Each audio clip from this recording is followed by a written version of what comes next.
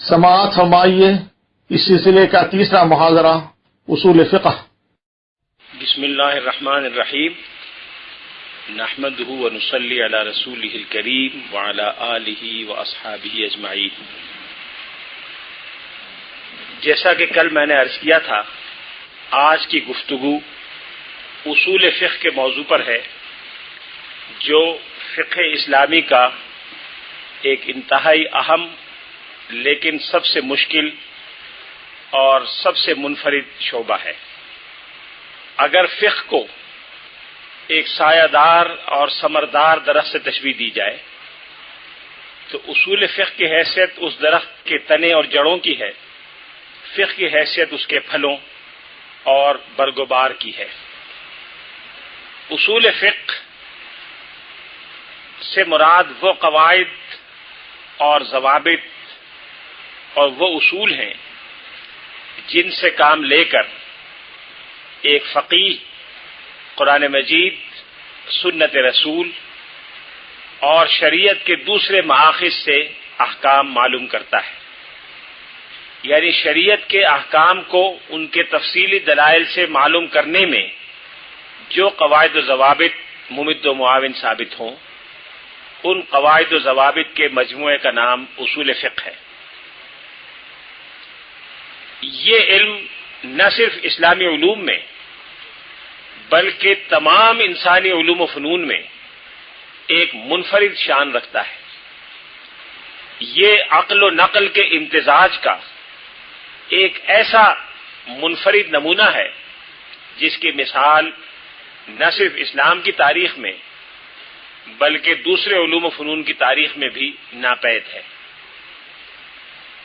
دنیا کے ہر مذہب کو ایک مشکل پیش آئی ہے جس سے عہدہ برا ہونے میں اکثر مذاہب ناکام رہے ہیں۔ وہ مشکل یہ ہے کہ مذہبی معاملات میں عقل کے کردار کو کیسے تسلیم کیا جائے اور دنیاوی معاملات میں مذہب کے کردار کو کس حد تک جگہ دی جائے۔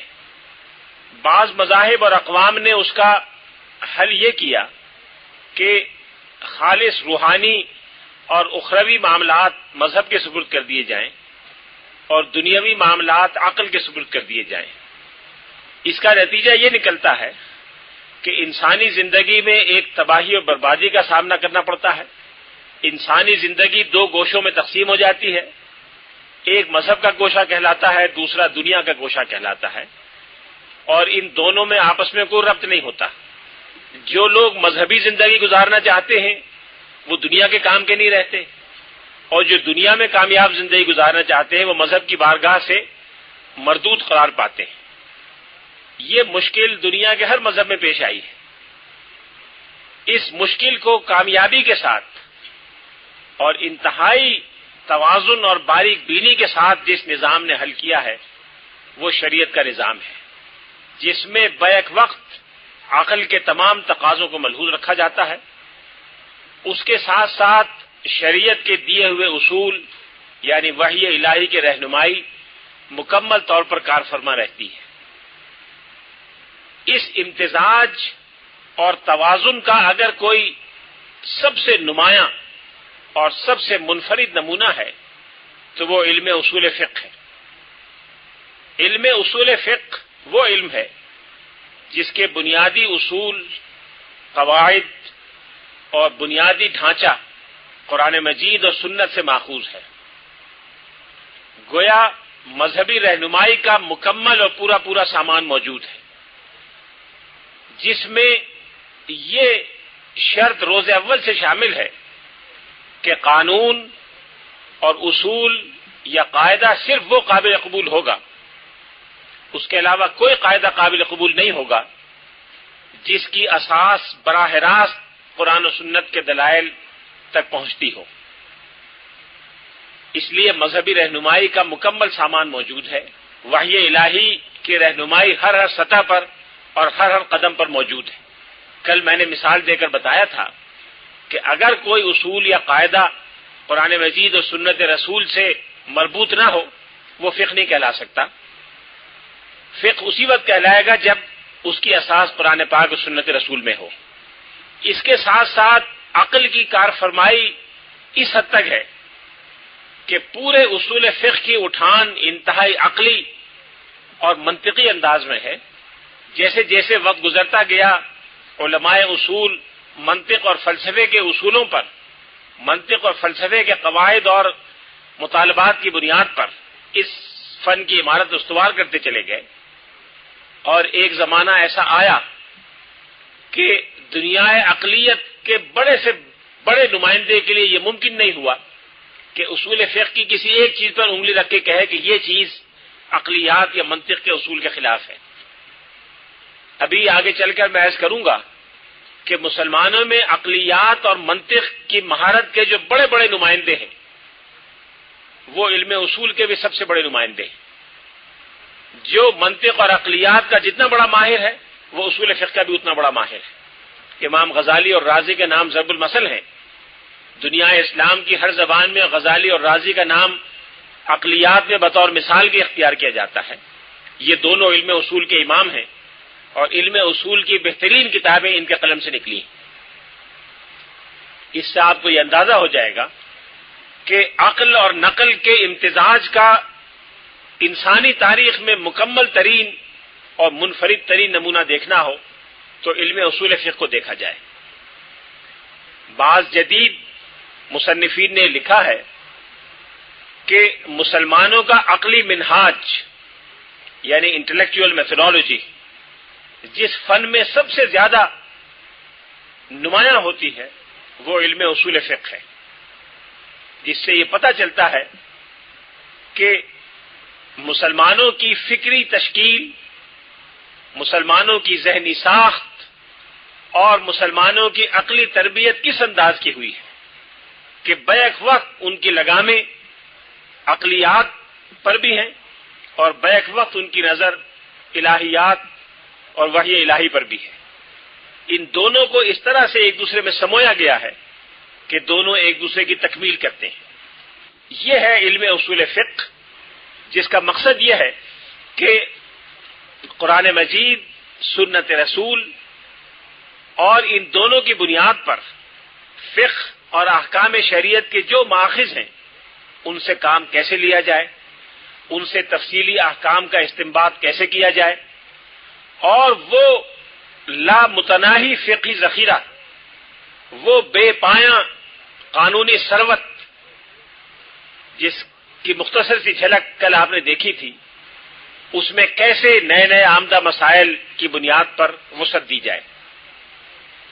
آج صورتحال یہ ہے کہ فقہائے اسلام کو فقہ اسلامی کے احکام مرتب کیے ہوئے کم و بیش 1000 سال ہو چکے ہیں. امام ابو حنیفہ کے انتقال کو 1250 سال ہو چکے ہیں. امام شافعی کے انتقال کو 1200 سال ہو چکے ہیں. امام مالک کے انتقال کو 1250 سال ہو چکے ہیں. یہ وہ جید فقہائے اسلام ہیں جن کی سینکڑوں مثالیں ان کے زمانے میں موجود تھیں. ان حضرات نے جو فقہی ذخیرہ مرتب کیا، جس کے لیے انہوں نے علم اصول فقہ سے کام لیا، وہ ذخیرہ آج تک مسلمانوں کی رہنمائی کرتا چلا آ رہا ہے. آج دنیا میں جتنے مسلمان ہیں وہ سب کے سب بلا استثناء ان میں سے کسی ایک کے اجتہادات کی پیروی کر رہے ہیں. کہیں امام احمد بن حنبل کے اجتہاد کی پیروی ہو رہی ہے، کہیں امام شافعی کے اجتہاد پر عمل درآمد ہو رہا ہے، کہیں امام مالک، ابو حنیفہ اور امام جعفر صادق کے نقطہ نظر پر عمل ہو رہا ہے. اس کا مطلب یہ ہوا کہ ان حضرات نے وہ غیر معمولی چیز تیار کر دی تھی کہ امت مسلمہ کو اس میں اضافے کی بہت کم ضرورت محسوس ہوئی. انتہائی جزوی چند معاملات ہیں جس میں نئے مسائل پیش آئے اور نئے اجتہاد کی ضرورت پیش آئی، ورنہ اکثر و بیشتر جو ذخیرہ تیار کر دیا اس ذخیرے کی بنیاد پر مسلمانوں کے اربوں کی تعداد کے مسائل حل ہوتے چلے جا رہے ہیں. 1 ارب 20 کروڑ مسلمانوں کے مسائل آج اس اجتہاد کی بنیاد پر حل ہو رہے ہیں. لوگ کہتے ہیں کہ مسلمانوں کو زمانے کا ساتھ دینا چاہیے. مسلمانوں نے زمانے کا ساتھ کبھی نہیں دیا. مسلمان کبھی زمانے کا ساتھ نہیں دیتا. مسلمان تو زمانے سے آگے ہوتا ہے، زمانے کی قیادت کرتا ہے. ان فقہا نے زمانے سے 500-500 سال آگے کی باتیں کہیں، 1000 سال بعد کی باتیں کہیں، اور آج 1000 سال اور 1200 سال کے بعد بھی لوگ ان کے علمی کام سے مستغنی نہیں ہیں. یہ کارنامہ ہے اصول فقہ کا کہ اصول فقہ نے وہ قواعد اتنی مضبوطی کے ساتھ اور اتنی مضبوط عقلی بنیادوں پر استوار کر دیے تھے کہ آج تک اس میں کسی نظر ثانی یا رد و بدل کی ضرورت محسوس نہیں ہوئی. جیسا کہ میں نے عرض کیا، اصول فقہ وہ فن ہے جس میں عقل اور نقل دونوں کا امتزاج پایا جاتا ہے. یہاں ایک طرف قرآن و سنت کی روشنی میں نئے نئے نکلنے والے احکام، نئے نئے نکلنے والے مسائل، نئے نئے نکلنے والے مشکلات، ان سب کا حل اس فن کے ذریعے نکالا جا رہا ہے. اسی قرآن پاک سے نکل رہا ہے، اسی سنت سے نکل رہا ہے، انہی اصولوں کے استعمال سے نکل رہا ہے. پھر جو نصوص شریعت ہیں جن کی تعداد محدود ہے، وہ لامحدود حالات پر منطبق ہوتی چلی جا رہی ہیں، اور کبھی کسی نئی صورتحال پر قرآن پاک اور سنت کی نصوص کو منطبق کرنے میں مشکل پیش نہیں آئی. ایک سے زائد آراء موجود ہیں، ہوتی رہی ہیں، آئندہ بھی ہوتی رہیں گی.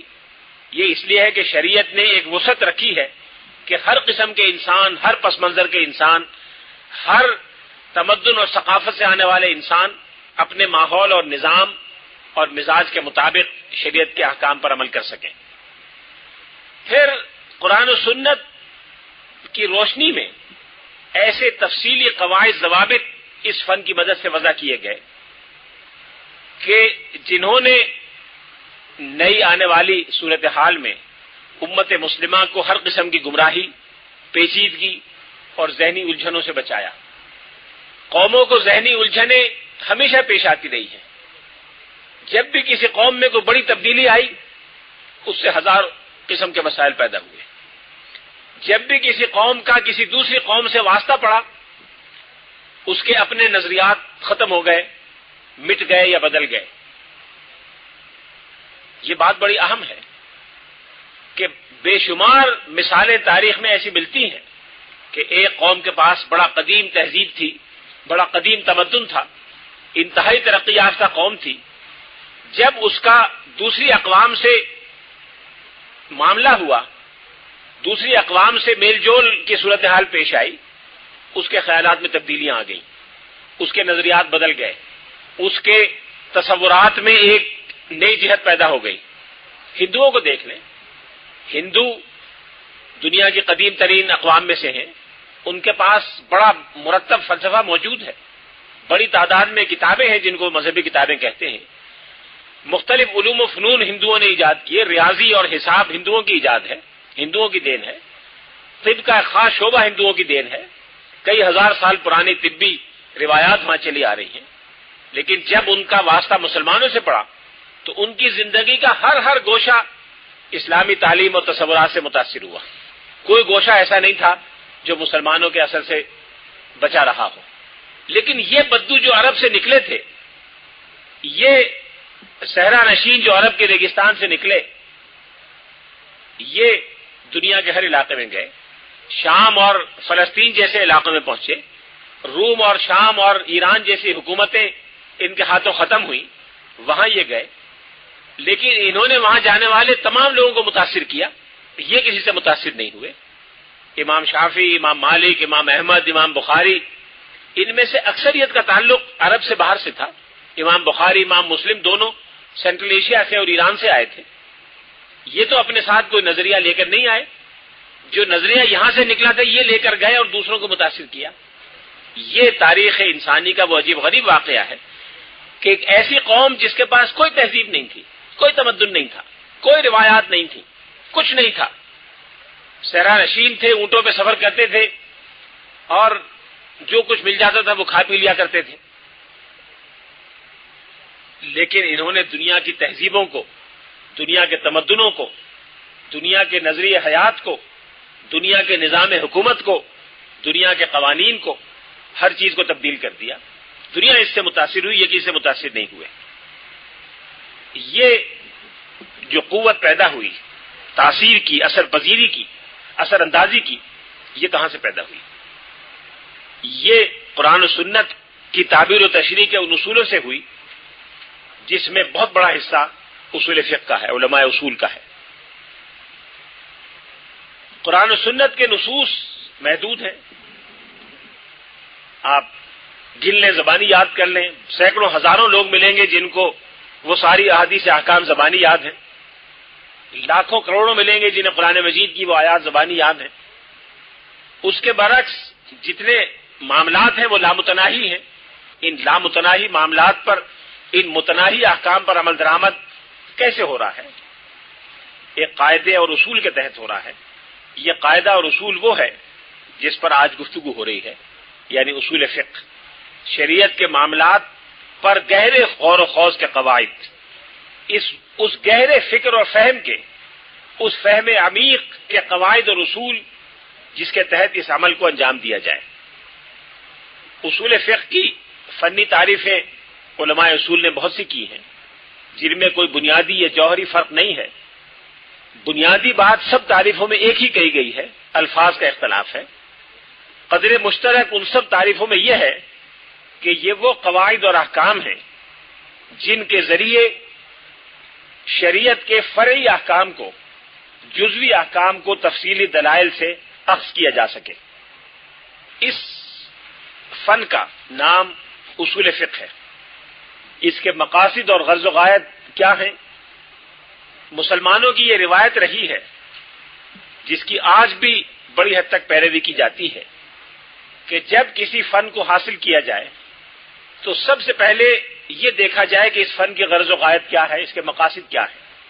گویا علم کی مقصدیت پہلے قدم کے طور پر تسلیم کر لی جائے، لا مقصد اور بے غرض، جس کی کوئی دنیاوی یا دینی غرض نہ ہو، وہ علم اختیار نہ کیا جائے، یعنی علم نافع۔ رسول اللہ صلی اللہ علیہ وسلم نے علم نافع کی تعلیم دی، اور گویا علم غیر نافع سے مسلمانوں کو بچنے کا حکم دیا۔ علم زار سے پناہ مانگی، اس علم سے پناہ مانگی جو علم نفع نہ دے۔ اللہم انی اعوذ بک من علم لا ینفع، جس علم کا دینی یا دنیاوی کوئی نفع نہ ہو، میری ذاتی یا اجتماعی زندگی میں کوئی فائدہ نہ ہو، اس علم سے اللہ کے رسول نے پناہ مانگی ہے اور مسلمانوں کو پناہ مانگنے کی تلقین کی ہے۔ اس روایت کا یہ نتیجہ تھا کہ مسلمان جب کوئی علم سیکھتا تھا، سب سے پہلے یہ جاننے کی کوشش کرتا تھا کہ اس فن کی غرض و غایت کیا ہے، اس کا مقصد کیا ہے، کیوں میں سیکھوں۔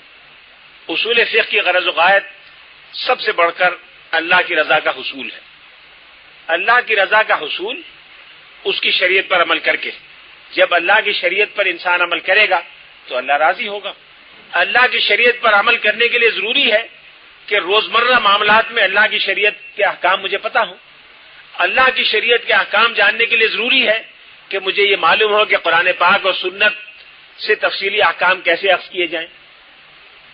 ان تفصیلی احکام کو جاننے کے لیے اصول فقہ کا جاننا ضروری ہے۔ اس لیے اصول فقہ کی پہلی غرض و غایت تو اللہ کی رضا کا حصول ہے۔ دوسری غرض و غایت اس دنیا میں اور اس دنیا میں کامیابی اور کامرانی، جس کے لیے قرآن مجید نے بالترتیب صلاح اور فلاح کی اصطلاح استعمال کی ہے۔ صلاح اس دنیا میں کامیابی اور فلاح اس دنیا میں کامیابی۔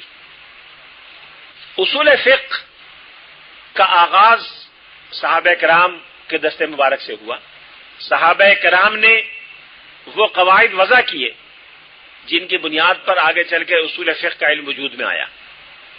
صحابہ کرام کا اس میں کتنا حصہ ہے، اس کی تفصیلی مثالیں دینا تو بڑا دشوار ہے، لیکن دو تین مثالیں میں آپ سے عرض کر دیتا ہوں۔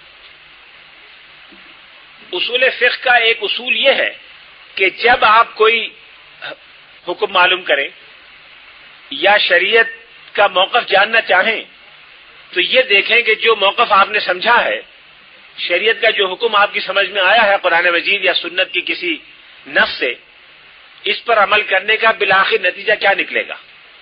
اگر نتیجہ وہی نکلے گا جو شریعت میں مقصود ہے تو آپ کا اجتہاد درست ہے، اور اگر نتیجہ وہ نکلے جو شریعت میں مقصود نہیں ہے تو اس کے معنی یہ ہے کہ آپ سے کہیں اجتہاد میں غلطی ہوئی ہے، آپ دوبارہ غور کریں، اس لیے کہ شریعت کا حکم کا منفی نتیجہ نہیں نکل سکتا۔ یہ ایک اصول ہے اصول فقہ کا۔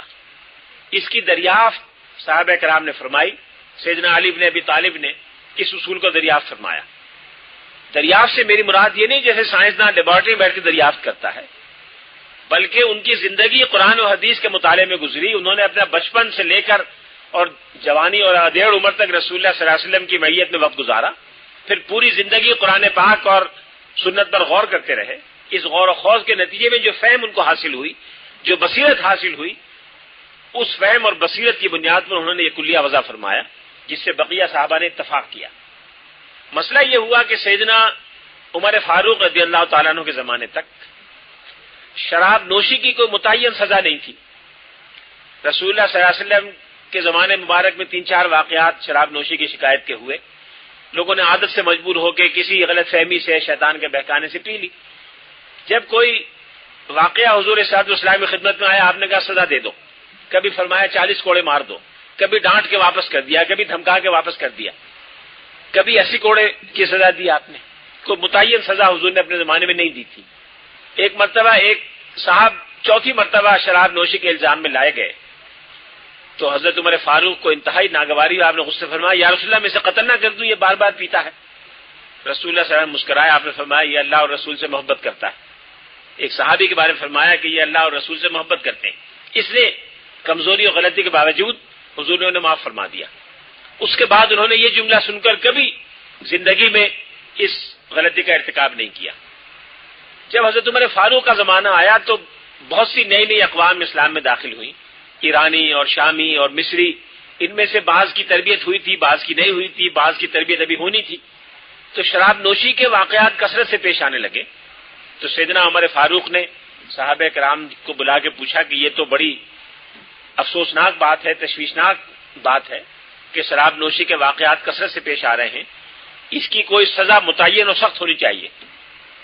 سیدنا علی بن ابی طالب نے فرمایا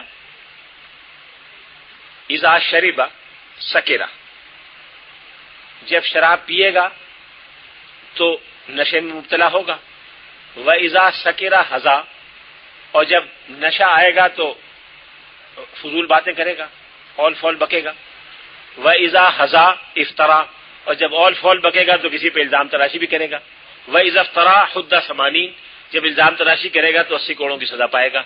لہذا شراب نوشی کی سزا میرے خیال میں 80 کوڑے ہونی چاہیے۔ سب صحابہ کرام نے اسے اتفاق کیا اور شراب نوشی کی سزا عمر فاروق نے 80 کوڑے مقرر کر دی۔ یہ ایک مثال ہے اس کی کہ ایک صحابی جلیل نے دوسرے صحابہ کے اتفاق سے ایک اصول وضع کیا کہ کسی معاملے کا فیصلہ کرتے ہوئے یہ بھی دیکھنا چاہیے کہ اس کا نتیجہ کیا نکلے گا۔ نتیجہ اچھا نکلے گا تو معاملہ اچھا ہے، نتیجہ برا نکلے تو معاملہ برا ہے۔ سیدنا عبداللہ ابن مسعود رضی اللہ تعالیٰ عنہ کے پاس ایک صاحب آئے اور عدت کا ایک مسئلہ پوچھا۔ قرآن پاک میں عدت کے بارے میں 3 آیات آئی ہیں۔ ایک آیت میں یہ ہے کہ اگر کسی خاتون کے شوہر کا انتقال ہو جائے تو وہ 4 مہینے 10 دن انتظار کرے۔ ایک جگہ آیا ہے کہ وہ 3 پیریڈ انتظار کرے۔ ایک جگہ آیا ہے کہ جب تک اس کے یہاں بچے کی ولادت نہ ہو جائے اس وقت تک انتظار کرے۔ یہ 3 مختلف آیات مختلف صورتوں میں آئی ہیں۔ حضرت عبداللہ بن مسعود رضی اللہ تعالیٰ عنہ کے پاس ایک صاحب آئے اور انہوں نے طلاق کا مسئلہ ایک ایسی خاتون کا پوچھا جس کے یہاں ولادت بھی ہونے والی تھی اور اس کے شوہر نے اس کو طلاق دے دی تھی۔ اب 2 مختلف آیات میں 2 الگ الگ احکام آئے ہیں۔ طلاق کا حکم ایک آیت میں ہے اور بچے کی ولادت کا ہونا یہ دوسری آیت میں ہے۔ حضرت عبداللہ بن مسعود نے فرمایا کہ میں گواہی دیتا ہوں، جو جواب دیا، میں گواہی دیتا ہوں کہ سورہ طلاق سورہ بقرہ کے بعد نازل ہوئی تھی۔ بس سننے والے نے سن لیا، سمجھنے والے نے سمجھ لیا۔ وہ یہ فرما رہے تھے کہ بعد کی آیات کی روشنی میں سابقہ آیات کو دیکھا جائے گا، پہلی آیات کی تشریح کرتے ہوئے بعد والی آیات کو پیش نظر رکھا جائے گا۔ قرآن پاک کی کسی ایک آیت کو الگ سے دیکھ کر فیصلہ نہیں کیا جائے گا، بلکہ اس مضمون پر آنے والی بعد کی آیات کی روشنی میں اس کے مفہوم کو سمجھا جائے گا اور اس کا محمل قرار دیا جائے گا۔ آج دنیا کے ہر نظام قانون میں یہ اصول تسلیم کیا جاتا ہے کہ قانون کے ان تمام دفعات کو دیکھا جائے جو بعد میں اس موضوع پر آئی ہیں۔ قانون کی اصطلاح ہوتی ہے to be read with. Judgement میں فیصلے میں جج لکھتا ہے کہ under section such and such of the Pakistan penal act, read with section such and such of so and so, read with such and such, میں یہ فیصلہ کرتا ہوں کہ فلاں دفعہ جس کو فلاں دفعہ کے ساتھ ملا کے پڑھا جائے اور ان دونوں کو فلاں قانون کی فلاں دفعہ کے ساتھ ملا کر پڑھا جائے، اس کی روشنی میں میں یہ حکم قرار دیتا ہوں۔ آج دنیا کی ہر عدالت میں یہ کہا جاتا ہے اور بیان کیا جاتا ہے اس اصول کے بانی حضرت عبداللہ بن مسعود رضی اللہ تعالیٰ عنہ. اس طرح سے صحابہ کرام نے مختلف اوقات میں مختلف اصول اور قواعد مقرر فرمائے. حضرت عبداللہ بن مسعود کے پاس ایک خاتون آئی. اس نے کہا کہ میرے بال چھوٹے ہیں یا اڑ گئے ہیں، میں فلاں جگہ گئی، وہاں بال فروخت ہو رہے تھے، کسی خاتون نے اپنے بال کاٹ کے بھیج دیے تھے، میں وہاں سے بال خرید کے لے آئی ہوں اور اپنے سر میں لگانا چاہتی ہوں. لوگ مجھے کہتے ہیں کہ یہ درست نہیں ہے، تو آپ مجھے اللہ کی کتاب کے مطابق اس کا فیصلہ بتائیں کہ کیا ہے، اللہ کی کتاب میں کیا آیا ہے. آپ نے فرمایا کہ اللہ کی کتاب میں اس کی ممانعت آئی. وہ خاتون چلی گئی. کچھ دن کے بعد آئی کہ میں نے تو پوری اللہ کی کتاب میں دیکھا، مجھے تو کہیں نہیں ملا کہ بال کسی کے لے کر مت لگاؤ. تو انہوں نے فرمایا کہ اگر تم اس کو پڑھتی آنکھیں کھول کے تو تمہیں جواب مل جاتا. انہوں نے کہا جی آپ بتا دیجئے. آپ نے فرمایا قرآن مجید میں آیا ہے ما آتاکم الرسول فخذوہ وما نہاکم عنہ فانتہوا، جو اللہ کے رسول تمہیں دے دیں اس کو لے لو، جس چیز سے منع کر دیں اس سے رک جاؤ. رسول اللہ صلی اللہ علیہ وسلم نے فرمایا کہ اللہ تعالیٰ لعنت فرمائے ان عورتوں پر جو فلاں فلاں فلاں جو کسی اور کے بال اپنے بالوں میں لگا لیں. گویا حضرت عبداللہ بن مسعود یہ حکم ارشاد فرما رہے تھے، یہ اصول بیان فرما رہے تھے کہ قرآن مجید میں کوئی حکم ایسا نہیں ہے جو سنت کے کسی حکم سے متعارض ہو، اور سنت میں کوئی حکم ایسا نہیں ہے جس کی کوئی اصل یا اساس بالواسطہ یا بلاواسطہ قرآن پاک میں نہ ہو.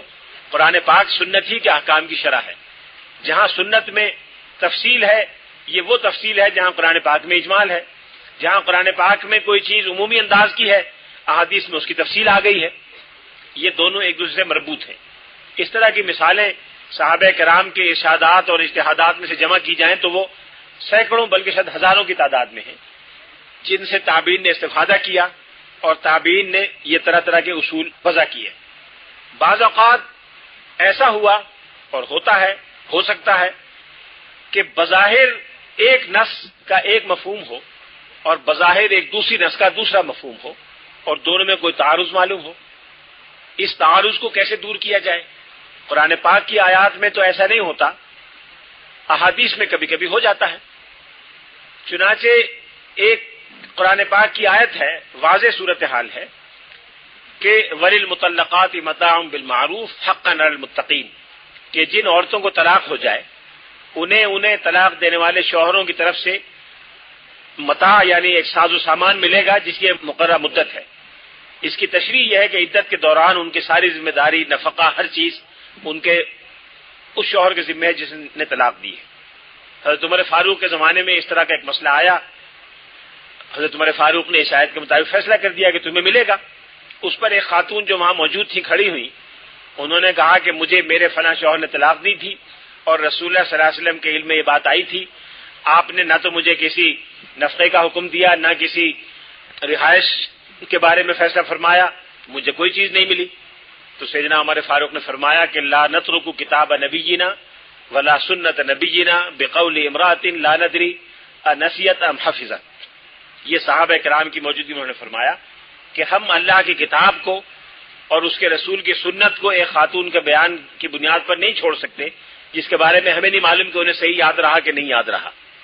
گویا ایک خاتون نے ایک حدیث بیان کی، وہ صحابی ہیں، ان کے بارے میں غلط بیانی یا نعوذ باللہ جھوٹ بولنے کا کوئی امکان نہیں، لیکن سیدنا عمر فاروق نے، صحابہ کرام نے اس بیان کو قبول نہیں فرمایا. اپنی فہم کے لحاظ سے اسے قرآن مجید سے متعارض سمجھا اور اس سے اتفاق نہیں کیا. یہ ایک اصول ہے. گویا اگر کوئی ایسی روایت بیان کی جائے جس کو بیان کرنے والا ایک راوی ہو اور وہ بظاہر قرآن پاک کے کسی حکم سے متعارض معلوم ہوتی ہو تو اس روایت پر عمل نہیں کیا جائے گا اور یہ سمجھا جائے گا کہ شاید راوی سے کوئی بھول چوک ہو گئی. یہ حضرت عمر فاروق نے فرمایا. صحابہ کرام کی موجودگی میں یہ فیصلہ ہوا، انہوں نے اسے اتفاق کیا. لیکن یہ یاد رکھیے گا کہ یہ بڑی غیر معمولی مہارت اور ذمہ داری کی بات ہے. ہر کس و ناکس ہم اور آپ یا ہم جیسے لوگوں کا یہ کام نہیں ہے کہ ہم یہ فیصلہ کریں کہ یہ حدیث کس درجے کی ہے یا کس درجے کی نہیں ہے. جو اہل علم نے، ماہرین نے فیصلہ کیا اس پہ سر تسلیم خم کرنا چاہیے. لیکن یہ ایک اصول ہے جو حضرت عمر فاروق کے زمانے میں صحابہ کرام کی موجودگی میں انہوں نے طے کیا. اس طرح کے اصول صحابہ کرام کے زمانے میں مرتب ہوتے گئے، تابعین ان سے استفادہ کرتے گئے.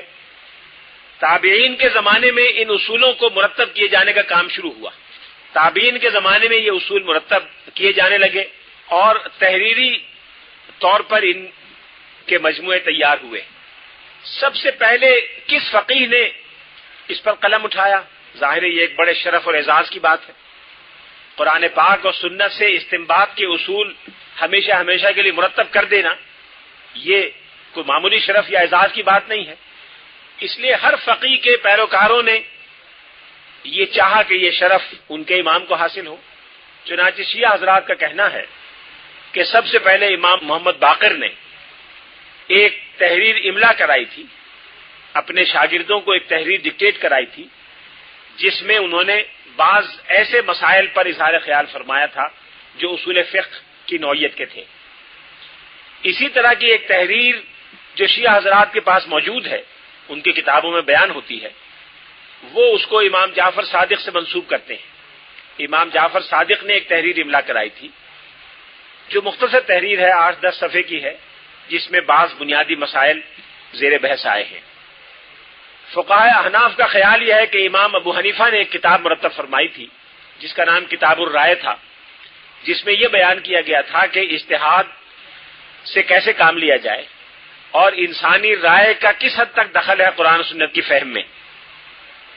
لیکن امام ابو حنیفہ سے منسوب یہ کتاب الرائے آج ہمارے پاس موجود نہیں ہے۔ مورخین نے بیان کیا ہے، ممکن ہے امام صاحب نے تحریر فرمائی ہو، لیکن جس فقیہ کو یہ شرف حاصل ہے کہ آج اس کی لکھی ہوئی کتاب دنیا میں دستیاب ہے اور اردو، انگریزی، ترکی، فارسی، فرانسیسی اور دنیا کی متعدد زبانوں میں اس کے ترجمے موجود ہیں، وہ امام محمد ابن ادریس الشافعی ہیں، جن کی کتاب الرسالہ اصول فقہ پر قدیم ترین کتاب ہے۔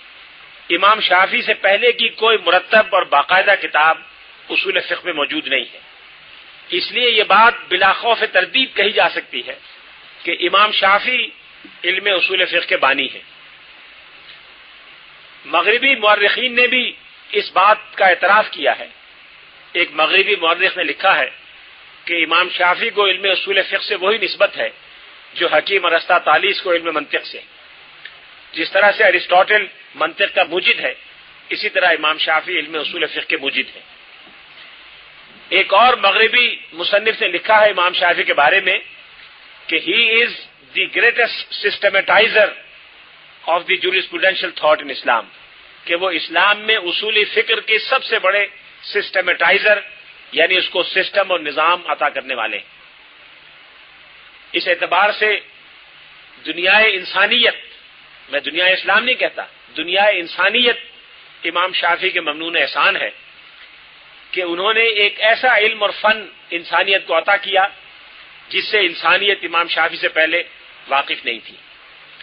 دنیا کی کسی قوم میں، دنیا کے کسی قانون میں، دنیا کی کسی تہذیب اور کسی ثقافت میں اصول قانون یا اس کے متبادل کسی نام سے کوئی فن اس وقت موجود نہیں تھا جب امام شافعی یہ کتاب تصنیف فرما رہے تھے۔ جب امام شافعی کے بعد فقہائے اسلام اصول فقہ پر کتابیں لکھ رہے تھے، جن میں سے بعض کا ذکر میں بھی کروں گا، اس وقت پوری دنیا اس فن سے ناواقف تھی۔ کل میں نے عرض کیا کہ دنیا کا قدیم ترین قانون حموربی لا ہے جو 1750 قبل مسیح میں لکھا گیا۔ پھر قدیم ترین قوانین میں یہودی قانون ہے جو حضرت ابراہیم علیہ السلام کے چند سو سال کے بعد مرتب ہوا۔ پھر رومن لا ہے جو رسول اللہ صلی اللہ علیہ وسلم کے بچپن میں اور آپ کی تشریف آوری سے تھوڑا سا پہلے لکھا گیا۔ ہندو قانون ہے جس کے بارے میں مختلف دعوے ہیں کہ وہ کتنا قدیم ہے، لیکن قدیم ضرور ہے۔ ان میں سے کسی قانون کے پاس اصول قانون نام کا کوئی فن موجود نہیں تھا۔ قوانین یعنی جزوی ہدایات اور جزوی احکام موجود تھے، جس کے لیے قانون کی اصطلاح ہے کارپس جورس۔ کارپس جورس یعنی باڈی آف دی لا تو موجود تھی، جزوی احکام کا رولنگز کا مجموعہ تو موجود تھا، لیکن اس پورے مجموعے کو منظم انداز میں کیسے دیکھا جائے، اس کے قواعد کیا ہوں، ان کی تعبیریں کیسے کی جائیں، ان قواعد کو دریافت کیسے کیا جائے، ان قواعد کے پیچھے سند کیا ہوگی، کون سا قاعدہ درست قاعدہ ہوگا، کون سا غلط قاعدہ ہوگا، اس کا کوئی اصول ہونا چاہیے۔ ایسی کوئی چیز دنیا کے پاس موجود نہیں تھی، اور اگر ہم یہ تسلیم کر لیں تھوڑی دیر کے لیے کہ 1750 قبل مسیح دنیا میں مدون قانون کے آغاز کی تاریخ ہے، اگرچہ قانون کا مدون آغاز اس سے پہلے ہو چکا تھا، لیکن چونکہ مثال قدیم ترین حمورابی کی ہے تو 1750 قبل مسیح سے لے کر اور کم و بیش 1750 بعد مسیح تک، کم و بیش 3500 سال تک دنیا کے پاس اصول قانون نام کا کوئی فن موجود نہیں تھا۔ مغربی دنیا میں پچھلے 150-200 سال میں یہ فن پیدا ہوا، 250 سال ہوئے ہوں گے، زیادہ نہیں ہوئے۔ اس سے پہلے دنیا مغرب ناواقف تھی اصول قانون نام کے کسی فن سے۔ ہندو آج بھی ناواقف ہیں۔ حموربی کا قانون تو مر گیا اپنی موت آپ، رومن لا اپنی موت آپ مر گیا، ختم ہو گیا۔ دنیا کے متمدن ترین قوانین بھی اصول قانون کے نام سے، جس کو آپ اصول فقہ کا جزوی طور پر مشابہ قرار دے سکتے ہیں، دنیا اس سے ناواقف تھی۔ امام شافعی نے دنیا کے اس طرف آنے سے 1200 سال پہلے کتاب الرسالہ لکھ دی تھی اور لکھ کر دنیا اسلام میں اس کو عام کر دیا تھا۔ اس لیے یہ مسلمان فقہا کی بالعموم اور امام شافعی کی بالخصوص اتنی بڑی عطا اور اتنی بڑی دین ہے کہ پوری دنیا کو انہوں نے قانون کے ایک نئے شعبہ فن سے متعارف کرایا۔ امام شافعی نے جب کتاب الرسالہ لکھ دی تو پوری دنیا اسلام میں ایک مقبول کتاب بن گئی۔ کتاب الرسالہ میں اصول فقہ کے بنیادی مسائل سے بحث کی گئی ہے۔ اس میں یہ بتایا گیا ہے کہ مسلمانوں کے لیے قوانین کے ماخذ کون کون سے ہیں، قرآن مجید، سنت رسول اور اجماع، قیاس، ان کا امام شافعی نے ذکر کیا ہے، بالواسطہ یا بلا واسطہ۔ امام شافعی نے یہ بتایا ہے کہ قرآن و سنت کی نصوص کی تعبیر کیسے کی جائے۔ امام شافعی نے یہ بتایا کہ اگر کسی خبر واحد میں اور کسی دوسری احادیث میں تعارض ہو تو اس کو کیسے دور کیا جائے، قرآن پاک کی 2 آیات بظاہر متعارض معلوم ہوں تو اس تعارض کو کیسے دور کیا جائے۔ یہ مسائل ہیں جو امام شافعی نے اس کتاب میں اٹھائے تھے۔ پھر امام شافعی نے یہ بتایا کہ خود انہوں نے جو فقہ کی تدوین کی ہے، جو آج ان کی کتاب الام میں موجود ہے، وہ انہوں نے کن اصولوں، کن قواعد کی بنیاد پر کی ہے۔ امام شافعی کی اس کتاب کے بعد دنیا اسلام کے ہر علاقے میں اصول فقہ پر کتابیں لکھی گئی، اور بہت جلد، دیکھتے دیکھتے 200-250 سال کے اندر اندر یہ ایک ایسا مرتب، مکمل، عمیق اور ٹھوس فن بن گیا جس کی آج بھی دنیا مغرب میں مثال نہیں ہے۔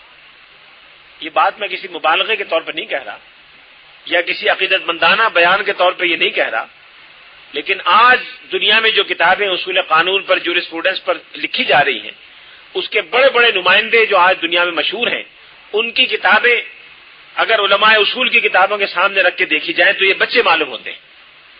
ان کی حیثیت طفل مکتب کی بھی نہیں ہے اس گہرائی اور تعمق کے مقابلے میں جو علماء اصول کے ہاں ملتا ہے۔ بعض کی مثالیں میں ابھی دوں گا آگے چل کر۔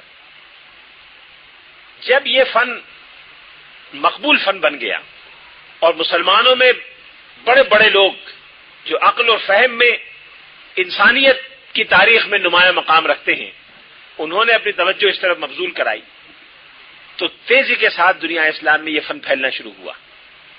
ایک طرف محدثین علم تفسیر کے ذخائر مرتب فرما رہے تھے، اس پر کتابیں آ رہی تھیں، گویا قانون کے ایک بڑے ماخذ کا ذخیرہ تیار ہو رہا تھا۔ دوسری طرف محدثین علم حدیث کے ذخائر مرتب فرما رہے تھے، قانون کا دوسرا ماخذ تیار ہو رہا تھا۔ تیسری طرف فقہاء اسلام اجتہادات سے کام لے رہے تھے اور نئے مسائل پر رولنگز سامنے آ رہی تھی، اس کا مجموعہ تیار کر رہے تھے۔ چوتھی طرف علماء اصول ان تینوں مآخذ سے کام لے کر استنباط کے اصول وضع کر رہے تھے۔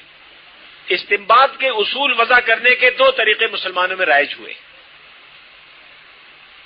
آپ میں سے جن کو منطق کے مطالعے کا موقع ملا ہو ان کو پتا ہوگا کہ دنیا میں منطق کے 2 اسلوب یعنی 2 میتھڈ رائج ہیں۔ ایک اسلوب کہلاتا ہے منطق استقرائی کا، ایک اسلوب کہلاتا ہے منطق استخراجی کا، یعنی ڈیڈکٹیو لاجک اور انڈکٹیو لاجک۔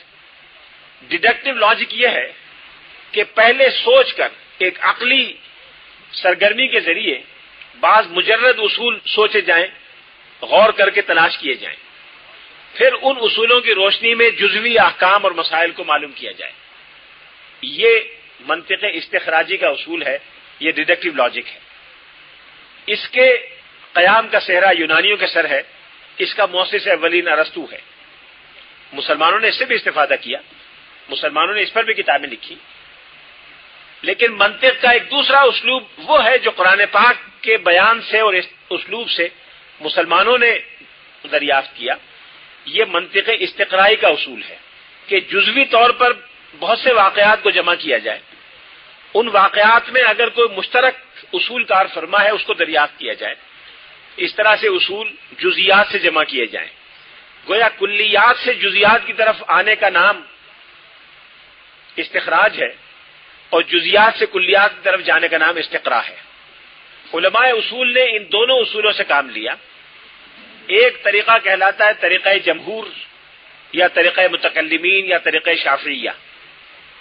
یہ تینوں ایک ہی طریقے کے نام ہیں. طریقہ شافعیہ اس لیے کہا جاتا ہے کہ سب سے پہلے شافعی فقہا نے اس سے کام لیا، اس لیے اس کا نام طریقہ شافعیہ پڑ گیا.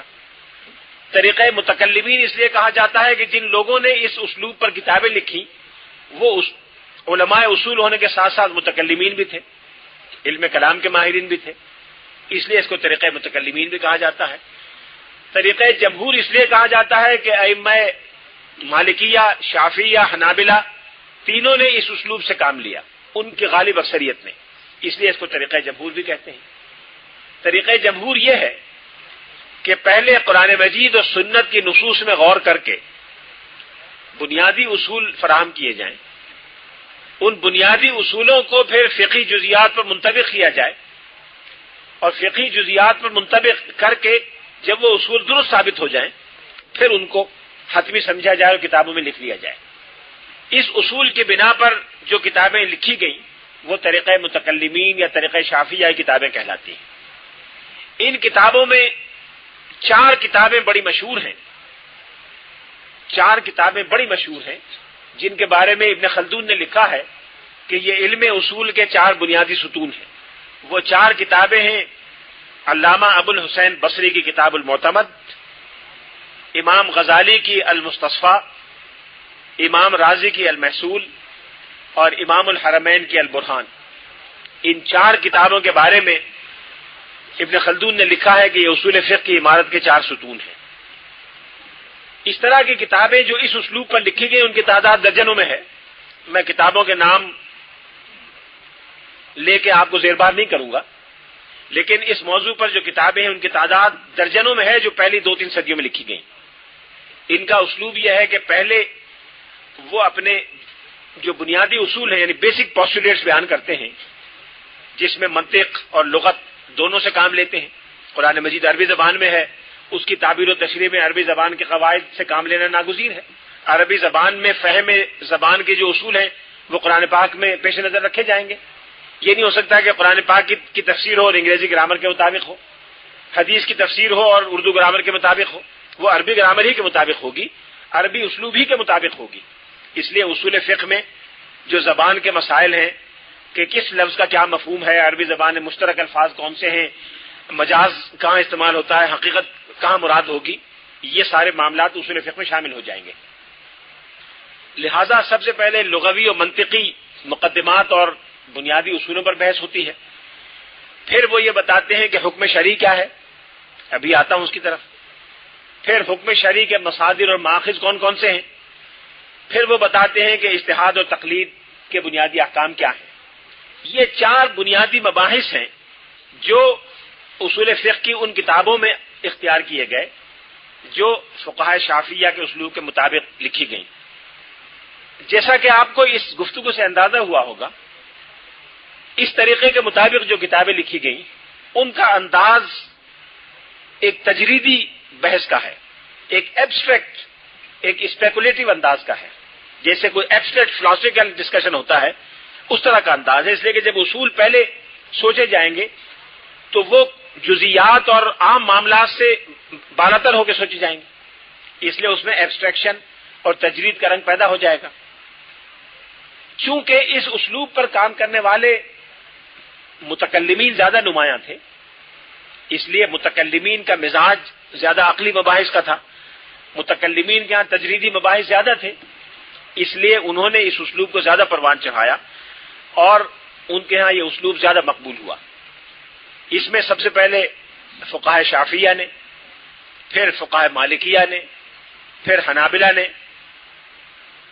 پھر شیعہ امامیہ نے، پھر فقہ زیدیہ کے حضرات نے، پھر اباضی فقہ کے ماننے والوں نے اس اسلوب سے کام لیا، اور یہ امام شافعی سے لے کر کم و بیش 500 سال تک چلتا رہا۔ اس 500 سال کے دوران سینکڑوں کتابیں لکھی گئیں، جن میں سے درجنوں کتابیں وہ ہیں، کم از کم 50 کے قریب وہ ہیں جو آج بنیادی اہمیت رکھتی ہیں، اور اصول فقہ کی پوری ساخت ان کی بنیاد پر قائم ہے۔ دوسرا طریقہ طریقہ احناف کہلاتا ہے، طریقہ فقہا کہلاتا ہے۔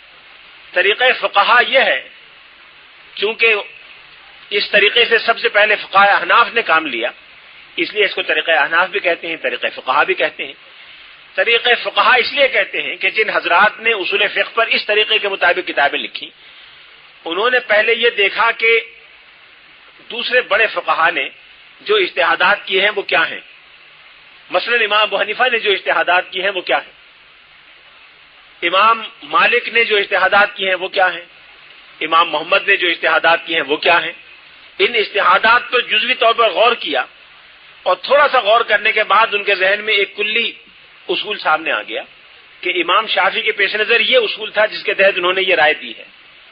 اب اگر امام شافعی سے 10 مسائل پوچھے گئے اور وہ 10 مسائل ایک ہی نوعیت کے ہیں، ان میں انہوں نے ایک ہی جواب دیا ہو، تو اس کا لازمی مفہوم یہ ہے کہ امام شافعی کے ذہن میں یہ اصول تھا۔ جب یہ اصول دریافت ہو گیا، پھر اس اصول کو اس جیسے اور مسائل پہ منطبق کر کے دیکھا، اگر نتیجہ وہی نکلتا ہے تو اصول درست ہے۔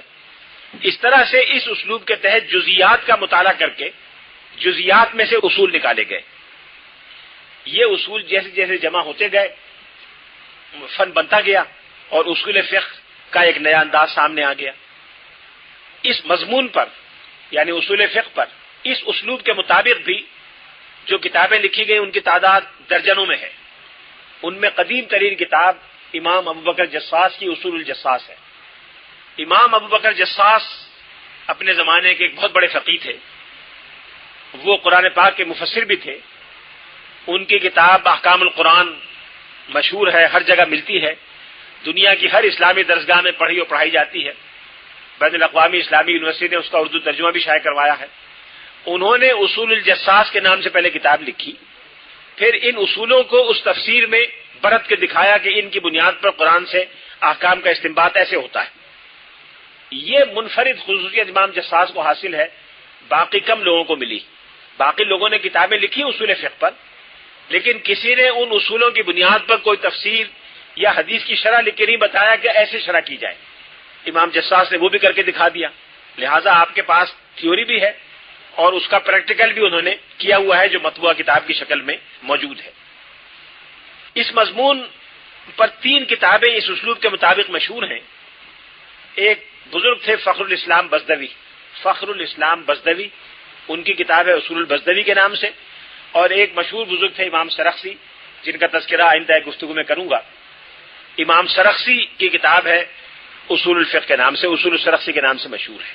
یہ 3 کتابیں اصول الجساس، اصول البزدوی، اصول السرخسی، اس اسلوب کے مطابق فقہ حنفی کے نقطہ نظر سے 3 بنیادی کتابیں۔ گویا 5ویں صدی ہجری تک آتے آتے یہ 2 بڑے اسلوب یا 2 بڑی میتھڈالوجیز کامیابی کے ساتھ جاری تھی، اور ائمہ اسلام نے اس میں اتنے مسائل اٹھائے ہیں اور اتنی گہرائی میں جا کے مسائل کا جائزہ لیا ہے کہ مغربی اصول قانون آج بھی 2004 میں بھی اس درجے تک نہیں پہنچا۔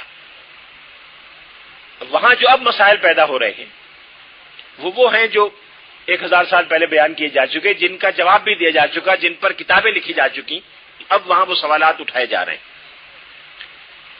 اصول فقہ کے نام سے جو کتابیں ہیں ان میں جو کچھ لکھا ہوا ہے اس کو 5 بنیادی مضامین میں تقسیم کیا جا سکتا ہے۔ اصول فقہ کے مندرجات 5 بنیادی ابواب سے عبارت ہیں۔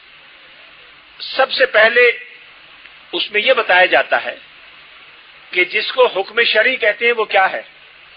حکم شرعی ہی کی دریافت اصول فقہ کا مقصد ہے۔ اصول فقہ کی ساری ایکسرسائز اس کام کے لیے کہ شریعت کا حکم معلوم ہو جائے۔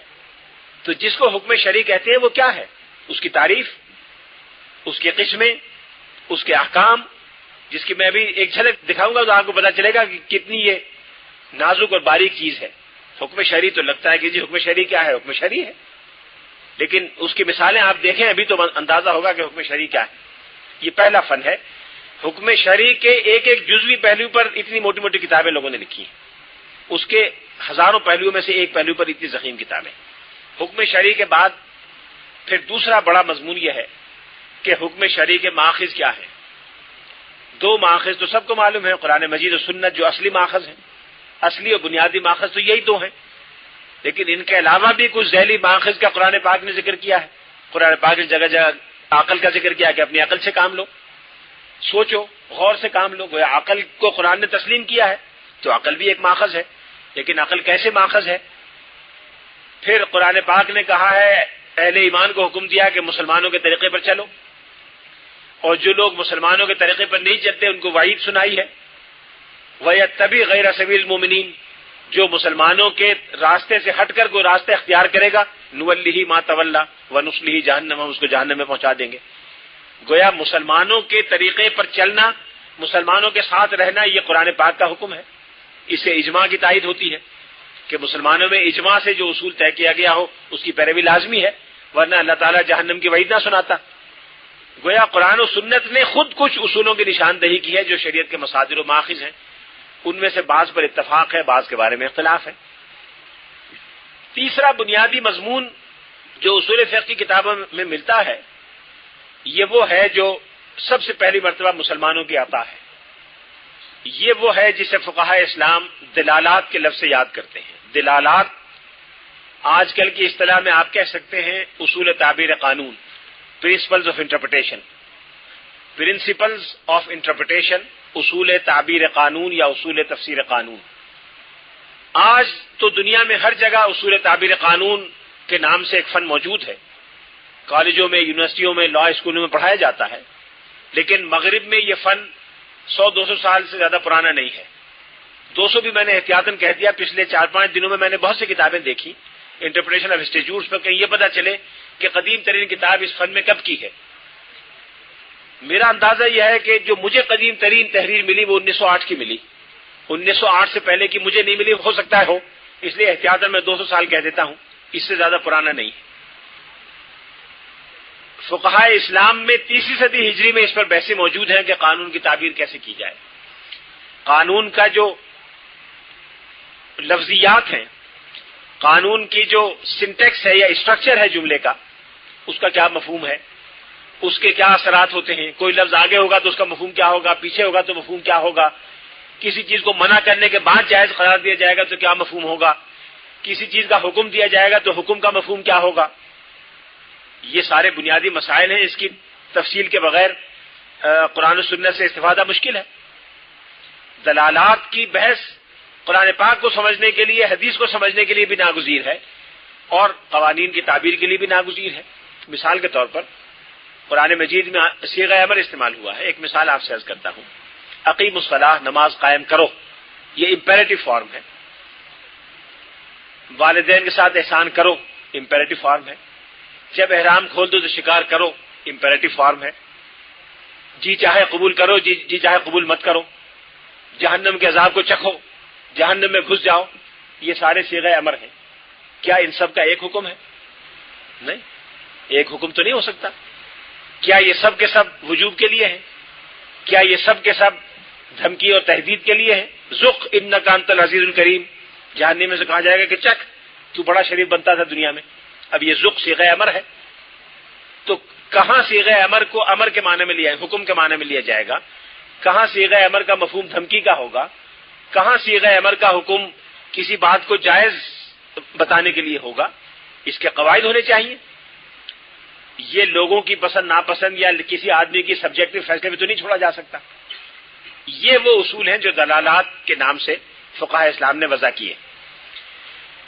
میں یہ کہہ سکتا ہوں بلا خوف تردید کہ کم و بیش 1000 سال کا عرصہ ایسا گزرا ہے، کم سے کم زیادہ ہو سکتا ہے، 1000 سال کا عرصہ ایسا گزرا ہے کہ روئے زمین پر کوئی قوم قانون کی تعبیر کے اصولوں کے نام سے کسی فن سے واقف نہیں تھی۔ مسلمان فقہاء نے یہ دنیا کو بتایا، دنیا کو یہ علم عطا کیا، قانون کی تعبیر کے اصول وضع کیے، اور آج اس پر کتابیں سینکڑوں نہیں ہزاروں کی تعداد میں موجود ہیں جن سے کتب خانے بھرے ہوئے ہیں۔ ایک ہمارے معاصر فقیہ ہیں، شام سے ان کا تعلق ہے، شیخ محمد ادیب صالح، ڈاکٹر محمد ادیب صالح، ان کی کتاب اتنی ضخیم 2 جلدوں میں ہے، تفسیر النصوص فی الفقہ الاسلامی، فقہ اسلامی میں قانون کی تعبیر کے اصول۔ اس میں انہوں نے ان تمام مباحث کا خلاصہ بیان کر دیا ہے جو فقہاء اسلام نے امام شافعی کے زمانے بلکہ صحابہ کے زمانے سے لے کر اور آج تک وضع کیے ہیں، مرتب کیے ہیں۔ دلالات کے بعد چوتھا بنیادی مضمون ہے مقاصد شریعت اور حکمت تشریع۔ شریعت کے مقاصد کیا ہیں، شریعت کی حکمت کیا ہے، اس پر الگ سے ایک دن باضابطہ گفتگو ہوگی جس میں میں خلاصہ پیش کروں گا ان مباحث کا جو فقہاء اسلام نے کیے ہیں کہ شریعت کے احکام کی حکمت کیا ہے۔ اللہ تعالیٰ تو نعوذ باللہ ہمارا محتاج نہیں ہے، اگر سارے کے سارے انسان متقی پرہیزگار ہو جائیں تو اللہ تعالیٰ کی حکومت میں ایک ذرے کا اضافہ نہیں ہوتا، اور اگر نعوذ باللہ سارے گمراہ ہو جائیں تو اس کی سلطنت میں ایک ذرے کی کمی نہیں ہوتی۔ یہ تو ہمارے فائدے کے لیے ہے جو بھی ہے۔ قرآن پاک میں یہ فائدے بتائے ہیں، ان میں سے بعض کی مثالیں میں دوں گا، احادیث میں اس طرح کے فائدے بتائے گئے ہیں۔ تو گویا شریعت میں احکام کے پیچھے ایک حکمت موجود ہے، بعض مقاصد ہیں جو ہمارے فائدے کے لیے اللہ نے رکھے ہیں۔ وہ مقاصد کیا ہیں، وہ حکمتیں کیا ہیں، اس کو لوگوں نے دریافت کیا ہے، اس پر کتابیں لکھی ہیں، اس پر لوگوں نے زندگیاں اپنی بسر کی ہیں۔ ہمارے بر صغیر کا کنٹریبیوشن بھی اس میں کم نہیں ہے۔ حضرت شاہ ولی اللہ محدث دہلوی جو بر صغیر کے علماء میں سب سے بڑے عالم کہلائے جا سکتے ہیں، ان کی ضخیم کتاب ہے 2 جلدوں میں حجت اللہ البالغہ، جس کا یہی مضمون ہے۔ انہوں نے اپنے کو حدیث تک محدود رکھا ہے کہ احادیث میں جو احادیث احکام آئی ہیں ان کی کیا حکمتیں ہیں۔ انہوں نے قرآن پاک، اجتہادی معاملات، اجماع وغیرہ کو نہیں رکھا، صرف احادیث کو لیا ہے، اور احادیث پر 2 ضخیم جلدوں میں انہوں نے کتاب تیار کی ہے۔ یہ اصول فقہ کے مباحث میں چوتھا مبحث ہے، اور 5واں مبحث ہے اجتہاد۔ چونکہ اجتہاد ایک اہم اصول ہے اور اجتہاد کے بہت سے طریقے ہیں، اجتہاد سے کام لے کر امت مسلمہ نے پچھلے 1400 سالوں میں بہت سے معاملات کا حل تلاش کیا ہے۔ اس لیے اجتہاد کے قواعد ضوابط بھی ہونے چاہیے، اجتہاد کے اصول بھی ہونے چاہیے۔ اجتہاد کا نام لے کر احکام شریعت کا انکار بہت بڑا جرم ہے۔ اجتہاد کا نام لے کر قرآن مجید اور سنت رسول کے اصولوں سے انحراف یہ بہت بڑی جسارت ہے۔ لہذا اجتہاد کے ایسے اصول ہونے چاہیے کہ جب اجتہاد کرنے والا ان سے کام لے تو قرآن پاک کی حدود کے اندر رہے، مقاصد شریعت کی پابندی کرے، اور نصوص شریعت میں جو ہدایات دی گئی ان کی مکمل پیروی کرے، ان حدود کے اندر رہتے ہوئے شریعت کی روشنی میں احکام کا حل، مسائل کا حل تلاش کرے، اس سے نکل کے تلاش نہ کرے۔ یہ اسی وقت ہو سکتا ہے جب ان قواعد کی پیروی کی جائے۔ ان قواعد سے بحث اس 5ویں مبحث کے تحت ہوتی ہے۔ یہ 5 بنیادی مباحث ہیں جو اصول فقہ کی کتابوں میں بیان ہوتے ہیں۔ اس میں اجتہاد کے بارے میں ایک الگ سے گفتگو ہوگی، اس لیے میں اس کی تفصیل بھی چھوڑ دیتا ہوں۔ مقاصد شریعت کے بارے میں بھی گفتگو الگ سے ہوگی، وہ بھی چھوڑ دیتا ہوں۔ 3 مضامین کا اختصار کے ساتھ تذکرہ ضروری ہے۔ سب سے پہلا مبحث ہے حکم شرعی، کہ حکم شرعی کیا ہے۔ حکم شرعی جس کو کہتے ہیں وہ اللہ تعالیٰ کا وہ حکم ہے، اللہ تعالیٰ کا وہ حکم ہے جو براہ راست قرآن مجید میں یا رسول اللہ صلی اللہ علیہ وسلم کی زبان مبارک سے سنت کے ذخائر میں ہم تک پہنچا ہو، جو بندوں کے افعال اور اعمال کی کسی کیفیت سے متعلق ہو، اس کو اصطلاح میں حکم شرعی کہتے ہیں۔ اس کو اصطلاح میں حکم شرعی کہتے ہیں۔ اللہ تعالیٰ کا خطاب بالواسطہ یا بلا واسطہ جو بندوں کے احکام، جو بندوں کے افعال سے متعلق ہو، جس میں بندوں کے افعال کی کیفیت یا نوعیت کو بیان کیا گیا ہو۔ فنی اصطلاحات ذرا مشکل ہے، میں چھوڑ دیتا ہوں۔ اب فقہاء اسلام نے یہ سوال اٹھایا کہ حکم شرعی معلوم کرنے کا ذریعہ کیا ہے، کیا صرف وحی ہے یا انسانی عقل بھی ہے؟ اس معاملے میں 3 نقطہ نظر مسلمانوں میں اختیار کیے گئے۔ ایک نقطہ نظر ان حضرات کا ہے جو اشاعرہ کہلاتے ہیں۔ اشاعرہ مسلمان متکلمین کا ایک گروہ ہے جو علامہ ابو الحسن اشعری کے پیروکار ہیں۔ آپ نے اگر بال جبریل پڑھی ہو علامہ اقبال کی تو اس میں ایک قطعہ پڑھا ہوگا کہ یہ نقطہ میں نے سیکھا ابو الحسن سے کہ جاں مرتی نہیں مرگے بدن سے۔ وہ یہی ابو الحسن ہیں، ابو الحسن اشعری، جن سے اشاعرہ منسوب ہیں۔ امام راضی اشعری تھے، اس سے اندازہ کریں کہ اشعری کس درجے کے لوگ ہوتے تھے۔ اشاعرہ کا موقف یہ ہے کہ عقل کی بنیاد پر حکم شرعی معلوم نہیں کیا جا سکتا۔ عقل کا کوئی دور، کوئی رول حکم شرعی معلوم کرنے میں نہیں ہے۔ ایک دوسرا نقطہ نظر تھا جو اشاعرہ سے بالکل دوسری انتہا پر ہے، وہ معتزلہ کا تھا، جو عقل کو ماخذ شریعت تسلیم کرتے ہیں کہ وہی بھی ماخذ شریعت ہے اور عقل بھی ماخذ شریعت ہے۔ وہ کہتے ہیں کہ انسان اپنی عقل سے چیزوں کی اچھائی برائی معلوم کر سکتا ہے۔ شریعت کے آنے سے پہلے بھی معلوم تھا کہ چوری بری ہے، قتل برا ہے، غریب کی مدد کرنا اچھا ہے۔ جب یہ چیزیں پہلے سے عقل سے معلوم تھیں تو عقل بتا سکتی ہے کہ شریعت کا منشا یہ ہے کہ قتل نہ کیا جائے، شریعت کا منشا یہ ہے کہ چوری نہ کی جائے۔ اگر شریعت میں یہ حکم نہ بھی آتا تو ہمیں پتا تھا کہ شریعت یہ پسند کرتی ہے، لہٰذا ان مثالوں سے پتا چلا کہ عقل بھی شریعت کا ماخذ ہے۔ یہ معتزلہ کا مسلک ہے جس سے مسلمانوں کی اکثریت نے اتفاق نہیں کیا۔ مسلمانوں کی اکثریت کا نقطہ نظر، مسلمانوں کی میجورٹی کا نقطہ نظر یہ ہے کہ عقل سے کسی چیز کا اچھا یا برا ہونا تو معلوم ہو سکتا ہے، عقل سے کسی چیز کا اچھا یا برا ہونا تو معلوم ہو سکتا ہے، لیکن عقل سے معلوم کی ہوئی کسی اچھی چیز کے کرنے پر اللہ کے یہاں اجر نہیں ہے، اور عقل کی بتائی ہوئی کسی بری چیز کے کرنے پر اللہ کے یہاں سزا نہیں ہے۔ اخروی سزا اور جزا، ثواب و عقاب صرف وحی کی بنیاد پر ہو سکتا ہے، کسی اور بنیاد پر نہیں ہو سکتا۔ اب دیکھیں اس میں عقل کا رول بھی آ گیا کہ عقل سے اچھا اور برا ہونا تو معلوم ہو جائے گا۔ جو چیز عقل نے اچھی بتائی ہے یقیناً وہ اللہ کی شریعت میں بھی اچھی بتائی گئی ہوگی، تلاش کرنے سے مل جائے گا۔ جس چیز کو عقل نے برا قرار دیا ہے اس کا قوی امکان ہے کہ شریعت نے بھی اسے برا قرار دیا ہو، آپ غور کریں گے تو معلوم ہو جائے گا۔ اگر شریعت سے بھی عقل کی تائید ہو جائے تو عقل کے فیصلے کی تصدیق ہو گئی، اور اگر شریعت سے تائید نہ ہو تو آپ دوبارہ غور کریں، ہو سکتا ہے سمجھنے میں غلطی ہو گئی ہو۔ اس لیے جہاں غلطی کا امکان ہے اس غلطی کے امکان کی وجہ سے آخرت میں ثواب اور عقاب کا تصور نہیں قائم کیا جا سکتا۔ آخرت میں ثواب اور عقاب صرف شریعت کے منع کرنے یا شریعت کے حکم دینے کی بنیاد پر ہوگا۔ یہ مسلمانوں میں اکثریت کا نقطہ نظر ہے، لہذا اکثریت نے نہ اشاعرہ کے نقطہ نظر سے اتفاق کیا نہ معتزلہ کے نقطہ نظر سے، انہوں نے اس سے اتفاق کیا کہ عقل سے اچھائی برائی تو معلوم ہو سکتی ہے، لیکن جزا اور سزا آخرت میں یا دنیا میں جو وجوب ہے وہ شریعت کے مطابق ہوگا، یا حرمت شریعت کے مطابق ہوگی، وہ شریعت سے ہٹ کے نہیں ہو سکتی۔ لہذا حکم شرعی دینے کا اختیار صرف اللہ کو ہے، انسانی عقل کو نہیں ہے۔ الحاکم والمشرع والمکلف هو اللہ سبحانہ وتعالی۔ یہ سب فقہا کے ہاں ملتا ہے، الحاکم حکم دینے والا، والمشرع شریعت دینے والا، والمکلف تکلیف شرعی یعنی احکام شریعہ کا مکلف بنانے والا صرف اللہ اور کوئی نہیں۔ عقل شریعت کا ماخذ نہیں ہے، عقل شریعت کی فہم میں مدد دے سکتی ہے، عقل شریعت کی تعبیر میں مدد دے سکتی ہے، لیکن عقل شریعت کا مصدر اور ماخذ نہیں ہے۔ یہ فقہاء کرام کی اکثریت کا نقطہ نظر ہے۔ حکم شرعی کی 2 قسمیں ہیں، ایک حکم شرعی کہلاتا ہے تکلیفی، ایک حکم شرعی کہلاتا ہے وضعی۔ حکم شرعی تکلیفی وہ ہے جس کے نتیجے میں انسان کو کسی عمل کا مکلف قرار دیا گیا ہو یا کسی مکلف ہونے سے بری کیا گیا ہو، یا تو یہ بتایا گیا ہو کہ یہ کام تمہیں لازمی کرنا ہے، یا یہ بتایا گیا ہو کہ یہ کام تمہیں نہیں کرنا، یا یہ بتایا گیا ہو کہ تمہیں اس کام کے کرنے یا نہ کرنے کی اجازت ہے۔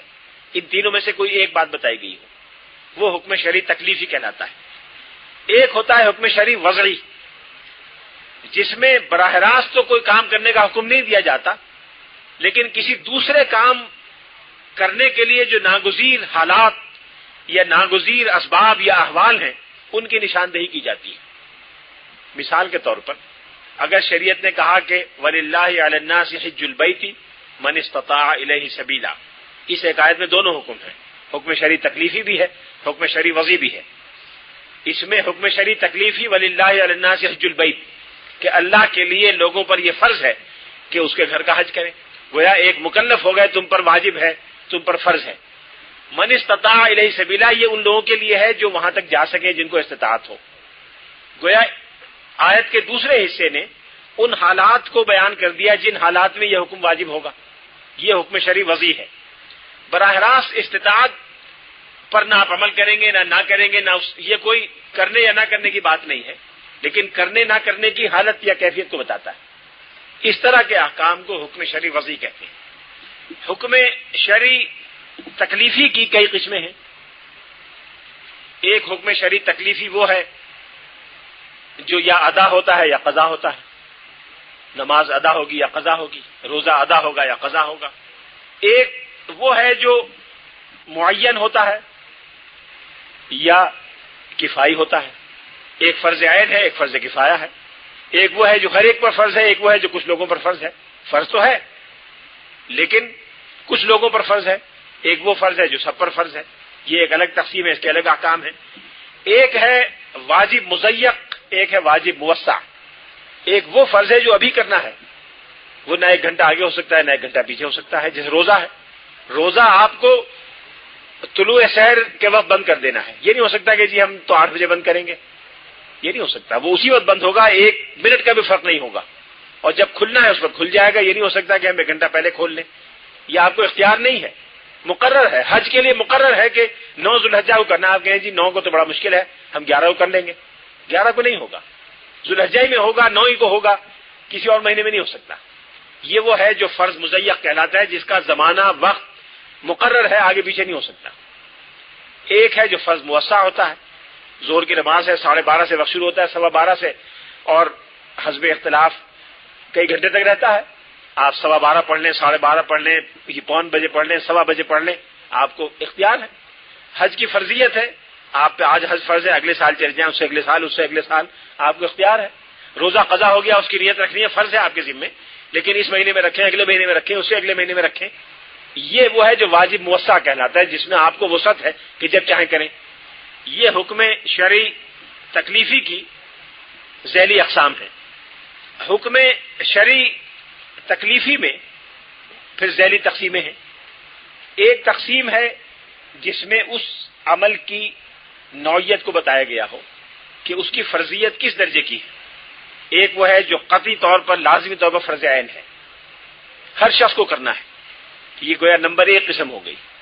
نمبر 2 وہ ہے جو فرض کفایہ ہے، اگر کچھ لوگ کر لیں تو کافی ہے، کچھ لوگ نہ کریں تو فرض ادا ہو جائے گا. امام ابو حنیفہ اس کی ایک تقسیم اور کرتے ہیں. بقیہ فقہا وہ تقسیم نہیں کرتے. بقیہ فقہا کے نزدیک فرض اور واجب کا ایک ہی مفہوم ہے. امام شافعی کے یہاں، امام مالک، امام احمد کے یہاں اگر ملے کہ یہ واجب ہے کہ فرض ہے تو دونوں کا مفہوم ایک ہی. امام ابو حنیفہ کے نزدیک فرض کا درجہ اونچا ہے، واجب کا اس سے نیچے ہے. وہ یہ کہتے ہیں کہ اگر دلیل قطعی سے یہ ثابت ہو کہ یہ فرض ہے تو وہ فرض ہے، اور اگر دلیل ظنی سے ثابت ہو تو واجب ہے. دلیل قطعی کا منکر دار اسلام سے خارج ہے، دلیل ظنی کا منکر دار اسلام سے خارج نہیں ہوتا. اس لیے وہ اس فرضیت کے 2 درجے قرار دیتے ہیں. بقیہ فقہا ایک ہی درجہ سمجھتے ہیں، لیکن یہ محض ایک اصطلاحی چیز ہے. فرضیت پر دونوں متفق ہیں، لازمی دونوں سمجھتے ہیں، عمل درآمد کو دونوں ضروری سمجھتے ہیں. بقیہ فقہا بھی، امام ابو حنیفہ بھی. یہ محض ایک بیان کرنے کا، یہ فہم کا ایک انداز ہے. اس کے بعد درجہ آتا ہے مندوب کا، جس کو مندوب کہتے ہیں، جس کو شریعت نے ریکمینڈ کیا ہے، حکم دیا ہے کہ آپ کریں. لازمی نہیں ہے، تلقین کی ہے کہ آپ کریں تو اچھا ہے، نہ کریں تو اچھا ہے، نہ کریں تو آپ کو اختیار ہے. مندوب میں پھر کچھ درجے ہیں. امام ابو حنیفہ اس کے 2 درجے قرار دیتے ہیں. ایک مندوب کا درجہ ذرا اونچے درجے کا ہے، ایک مندوب کا درجہ ذرا کم درجے کا ہے، جسے ہم سنت موقدہ یا سنت غیر موقدہ کہتے ہیں. اس کے بعد مباح کا درجہ ہے کہ آپ جی چاہیں اس کو اختیار کریں، جی چاہیں اختیار نہ کریں. پھر اسی طرح سے ایک حرام کا درجہ ہے جو قطعی طور پر حرام ہے. پھر مکروہ ہے، ناپسندیدہ. امام ابو حنیفہ اس کے بھی 2 درجے قرار دیتے ہیں، زیادہ ناپسندیدہ، کم ناپسندیدہ. اس کے لیے مکروہ تحریمی اور مکروہ تنزیہی کی اصطلاح اختیار کرتے ہیں.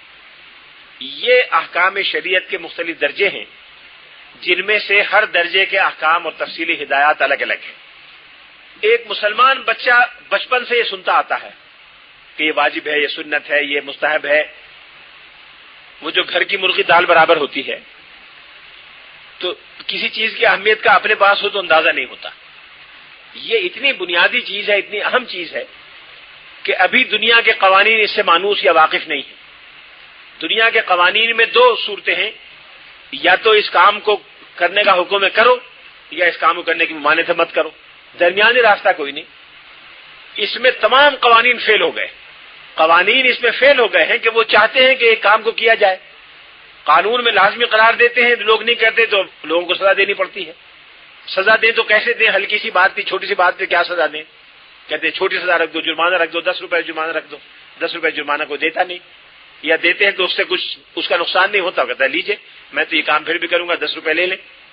یہ روز عدالتوں میں ہو رہا ہے، قانون ناکام ہو رہے ہیں. کچھ معاملات ہیں کہ قانون اس کو روکنا چاہتا ہے لیکن اس کو لازمی طور پر حرام یا غیر قانونی قرار دینا نہیں چاہتے، اس لیے غیر قانونی قرار دے دیتے ہیں، سزا تھوڑی رکھ دیتے ہیں. تا برخاست عدالت لوگ کرتے ہیں، اس کا ارتکاب کرتے ہیں، سزا معمولی ہوتی ہے، 100 روپے جرمانہ ہے، لوگ دے دیتے ہیں. شریعت نے یہ درجات پہلے دن سے فرض کیے. پہلے دن سے یہ سمجھا کہ ہر معاملہ ایک درجے کا نہیں ہوگا. کچھ معاملات بہت اچھے اور ناگزیر ہوں گے جو امت مسلمہ میں لازماً ہونے چاہیے، وہ 100% لازمی، اس میں کوئی کمپرومائز نہیں ہو سکتا. کچھ معاملات ہیں جو بہت غلط اور برے ہیں، اس سے اسلامی معاشرے کو بچانا چاہیے، ان کو حرام قرار دیا جائے. اس کے حرام ہونے میں کوئی کمپرومائز نہیں ہو سکتا. کچھ ان دونوں کے درمیان بہت سا رستہ ہوگا.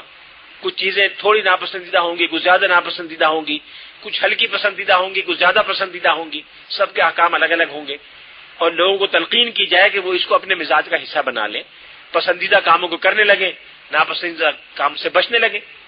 بعض چھوٹی چھوٹی چیزیں ہیں جو اسلام کے آداب میں سے ہیں، مستحبات کی بالکل ہلکے درجے پر ہیں، سنن زوائد میں سے ہیں. مسجد میں جاؤ تو دایاں قدم پہلے رکھو، نکلو تو بایاں قدم پہلے رکھو. اب اگر انسان اس کو مزاج کا حصہ بنا لے تو خود بخود عادی ہو جائے گا، عمل کرنے لگے گا. نہ بنائے، اپنے سر پر طاری کر لے تو چھوٹی چھوٹی باتیں نہیں کر سکے گا. اس لیے جو چیز ابھی تک دنیا کے قوانین نہیں سمجھ سکے، انسانی مزاج اور نفسیات کا لحاظ نہیں رکھ سکے، وہ مزاج اور نفسیات کا لحاظ اسلام میں پہلے دن سے موجود ہے. چونکہ ہم نے کبھی اس کا اندازہ نہیں کیا کہ کتنی اہم چیز ہے، ہم سمجھتے ہیں کہ ایک عام سی بات ہے، لیکن دنیا کے دوسرے قوانین میں کیا مشکلات اور مسائل پیش آ رہے ہیں، وہ مسائل ہمارے سامنے ہوں تو پھر ہمیں اندازہ ہوگا کہ کتنی بڑی چیز ہے اور اس مسئلے کو کتنی آسانی سے شریعت نے حل کر دیا. یہ خلاصہ ہے حکم شرعی کے مباحث کا. حکم شرعی وضعی کی تفصیلات میں چھوڑ دیتا ہوں اس لیے کہ بڑی فنی ہے. سبب کیا ہے، معنی کیا ہے، شرط کیا ہے، اور پھر سبب اور شرط بعض اوقات ایک جگہ جمع ہو جاتے ہیں. سبب بھی ہے، شرط بھی ہے، کس حد تک سبب ہے، کس حد تک شرط ہے. یہ بڑی دقیق بحثیں ہیں، اس کی غالباً یہاں ضرورت نہیں.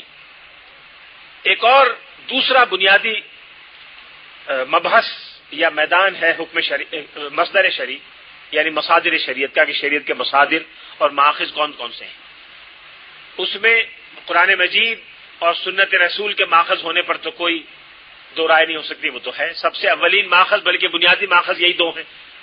اور یہ کہا جائے تو غلط نہیں ہوگا کہ اصل ماخذ شریعت اور قانون کا یہی ہے، اس کے علاوہ کوئی اور ماخذ نہیں ہے. اصل بذات اگر کوئی ماخذ ہے تو صرف قرآن مجید و سنت ہے. بقیہ اگر چیزیں ماخذ ہیں تو قرآن و سنت کے بتانے سے پتہ چلا کہ ماخذ ہیں.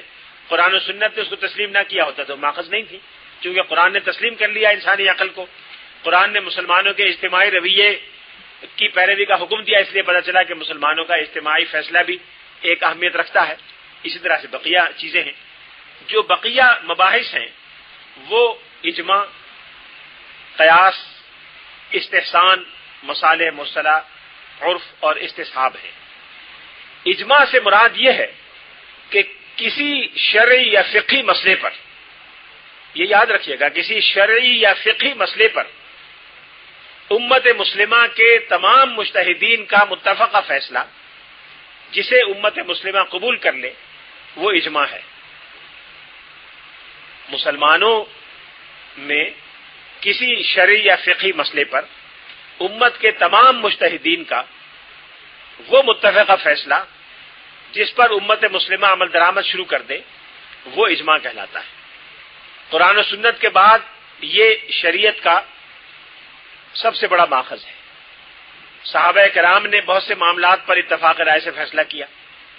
وہ اسی طرح شریعت کا ماخذ ہے جیسے سنت شریعت کا ماخذ ہے۔ صحابہ کرام نے فیصلہ کیا کہ اگر کوئی شخص زکوٰۃ کا منکر ہے تو اس کو اسی طرح سمجھا جائے گا جیسے کوئی شخص نماز کا منکر ہو، اور جو نماز کا منکر ہے وہ دار اسلام سے خارج ہے، لہٰذا زکوٰۃ کے منکر کو بھی دار اسلام سے خارج سمجھا جائے گا۔ صحابہ کرام نے سیدنا صدیق اکبر کی سربراہی میں ان لوگوں کے خلاف جہاد کیا جنہوں نے زکوٰۃ کا انکار کیا تھا۔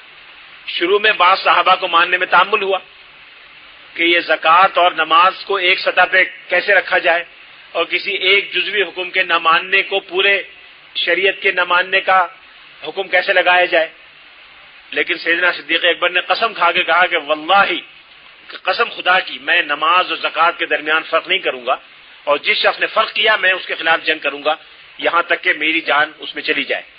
پھر سیدنا عمر کہتے ہیں کہ اللہ تعالیٰ نے ہمارا سینہ بھی اس چیز کے لیے کھول دیا جس چیز کے لیے ابو بکر کا سینہ کھولا تھا، اور بعد میں صحابہ کہتے رہے کہ اللہ تعالیٰ ان کو جزائے خیر دے، انہوں نے ایک ایسا راستہ بند کر دیا کہ اگر وہ اس راستے کو بند نہ کرتے تو آج ایک ایک کر کے لوگ ایک ایک چیز کا انکار کرتے جاتے اور شریعت کا انکار اخیر میں ہر چیز کا ہو جاتا۔ یہ صحابہ کرام کے اجماع کی ایک بہت بڑی مثال ہے۔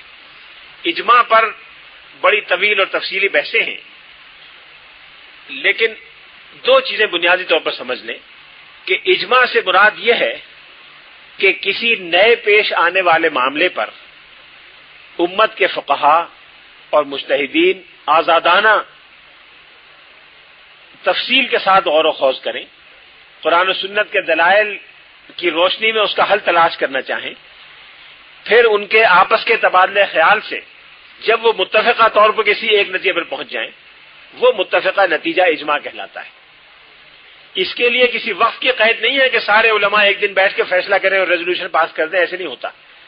اس طرح کے معاملات کے فیصلے ریزولوشنوں سے یا اجتماع سے نہیں ہوتے، یہ تو لوگ طویل عرصہ غور کرتے رہتے ہیں، سوچتے رہتے ہیں، اپنے نقطہ نظر کو دلائل کے ساتھ دوسروں کے سامنے پیش کرتے رہتے ہیں، پھر بالآخر ایک چیز پر اتفاق رائے ہو جاتا ہے۔ بعض اوقات اس اتفاق رائے میں چند مہینے صرف ہوتے ہیں، بعض اوقات کئی سال ہوتے ہیں، بعض اوقات صدیاں صرف ہوتی ہیں۔ جتنا اہم مسئلہ ہوگا اتنی تفصیل سے لوگ غور کریں گے، پھر بالآخر ایک متفق علیہ نقطہ نظر امت کا قائم ہو جائے گا جس کو سب لوگ اختیار کر لیں گے۔ ایک تو یہ ذہن میں رکھیے گا۔ بعض لوگ سمجھتے ہیں کہ اجماع کے معنی یہ ہے کہ کوئی اجلاس بلائیں، اس میں ایک صاحب زوردار تقریر کریں، دو تین مقررین تائید کریں، پھر ایک صاحب ریزولوشن پاس کریں، سب ہاتھ اٹھا کے کہیں ہاں جی ہاں ہو گیا۔ یہ اجماع نہیں ہوتا۔ اس طرح کے جذباتی فیصلے تو روز ہوتے ہیں، پھر روز بدلتے ہیں۔ آج ایک فیصلہ ہوتا ہے، کل لا کہتے ہیں جی وہ تو میں نے فلاں کی شرما حضور ہاتھ اٹھا دیا تھا، میں تو فلاں صاحب کی تقریر بڑی زبردست تھی، اس سے متاثر ہو گیا تھا۔ شریعت کے معاملات اس طرح جذباتی اور وقتی ہنگاموں میں طے نہیں ہوتے۔ یہ تفصیل سے غور و خوض سال لوگ سوچتے رہتے ہیں، دلائل بیان کرتے ہیں، قرآن و سنت کے ایک لفظ پر غور کرتے ہیں، پھر بالآخر ایک رائے بنتی ہے۔ جتنا اہم مسئلہ ہوگا اتنا وقت زیادہ اس میں لگے گا۔ اس کی مثالیں بے شمار ہیں، میں دوں گا تو وقت صرف ہو جائے گا۔ بعض لوگوں کو آپ نے سنا ہوگا، وہ کہتے ہیں کہ جی مسلمانوں میں مولویوں میں کیا ہے، جی پہلے کوئی چیز آئے تو اس کو کہتے ہیں ناجائز ہے، بعد میں جائز کہہ دیتے ہیں۔ یہ اجماع کے طریقہ کار کو نہ سمجھنے کی وجہ سے لوگ کہتے ہیں۔ جب کوئی نئی چیز پیش آئے گی اس کے بارے میں فقہاء اسلام ماہرین شریعت غور کریں گے۔ کچھ لوگ شاید یہ رائے قائم کریں گے یہ ناجائز ہے، کچھ لوگ یہ رائے قائم کریں گے یہ جائز ہے، کچھ لوگ کہیں گے ناجائز ہے، ان کی بات یہ مشہور ہو جائے گی وہ ناجائز کہتے ہیں، کچھ کہیں گے جائز ہے تو جائز مشہور ہو جائے گا۔ لیکن ان دونوں کے دلائل آپس میں ایک دوسرے کے سامنے آتے جاتے رہیں گے۔ کچھ لوگ ایک دوسرے کے دلائل سے اتفاق کریں گے، کچھ اختلاف کریں گے۔ اس پر بحث مباحثہ گفتگو سال 2 سال 10 سال 20 سال جاری رہے گی۔ بالآخر سب ایک رائے پہ متفق ہو جائیں گے، پھر سب بالاتفاق ایک رائے کو مان لیں گے اور ہر مسلمان اس سے اتفاق کرنا شروع کر دے گا۔ جب اتفاق کرنا شروع کر دے گا تو اس کو اجماع کہیں گے۔ یہ اجماع ہوتا ہے۔ اجماع کا تعلق کسی اجلاس سے، کسی جلسے سے، کسی ریزولوشن سے نہیں ہوتا۔ یہ امت کو معلوم ہو جاتا ہے کہ اس چیز پہ اجماع ہے۔ یہ کہنا کہ اجماع کا پتہ کیسے چلے گا، اجماع کو گزٹ نوٹیفیکیشن نہیں ہوتا کہ اس کی کاپی مل جائے، گزٹ میں آ گیا تو نوٹیفیکیشن ہو گیا۔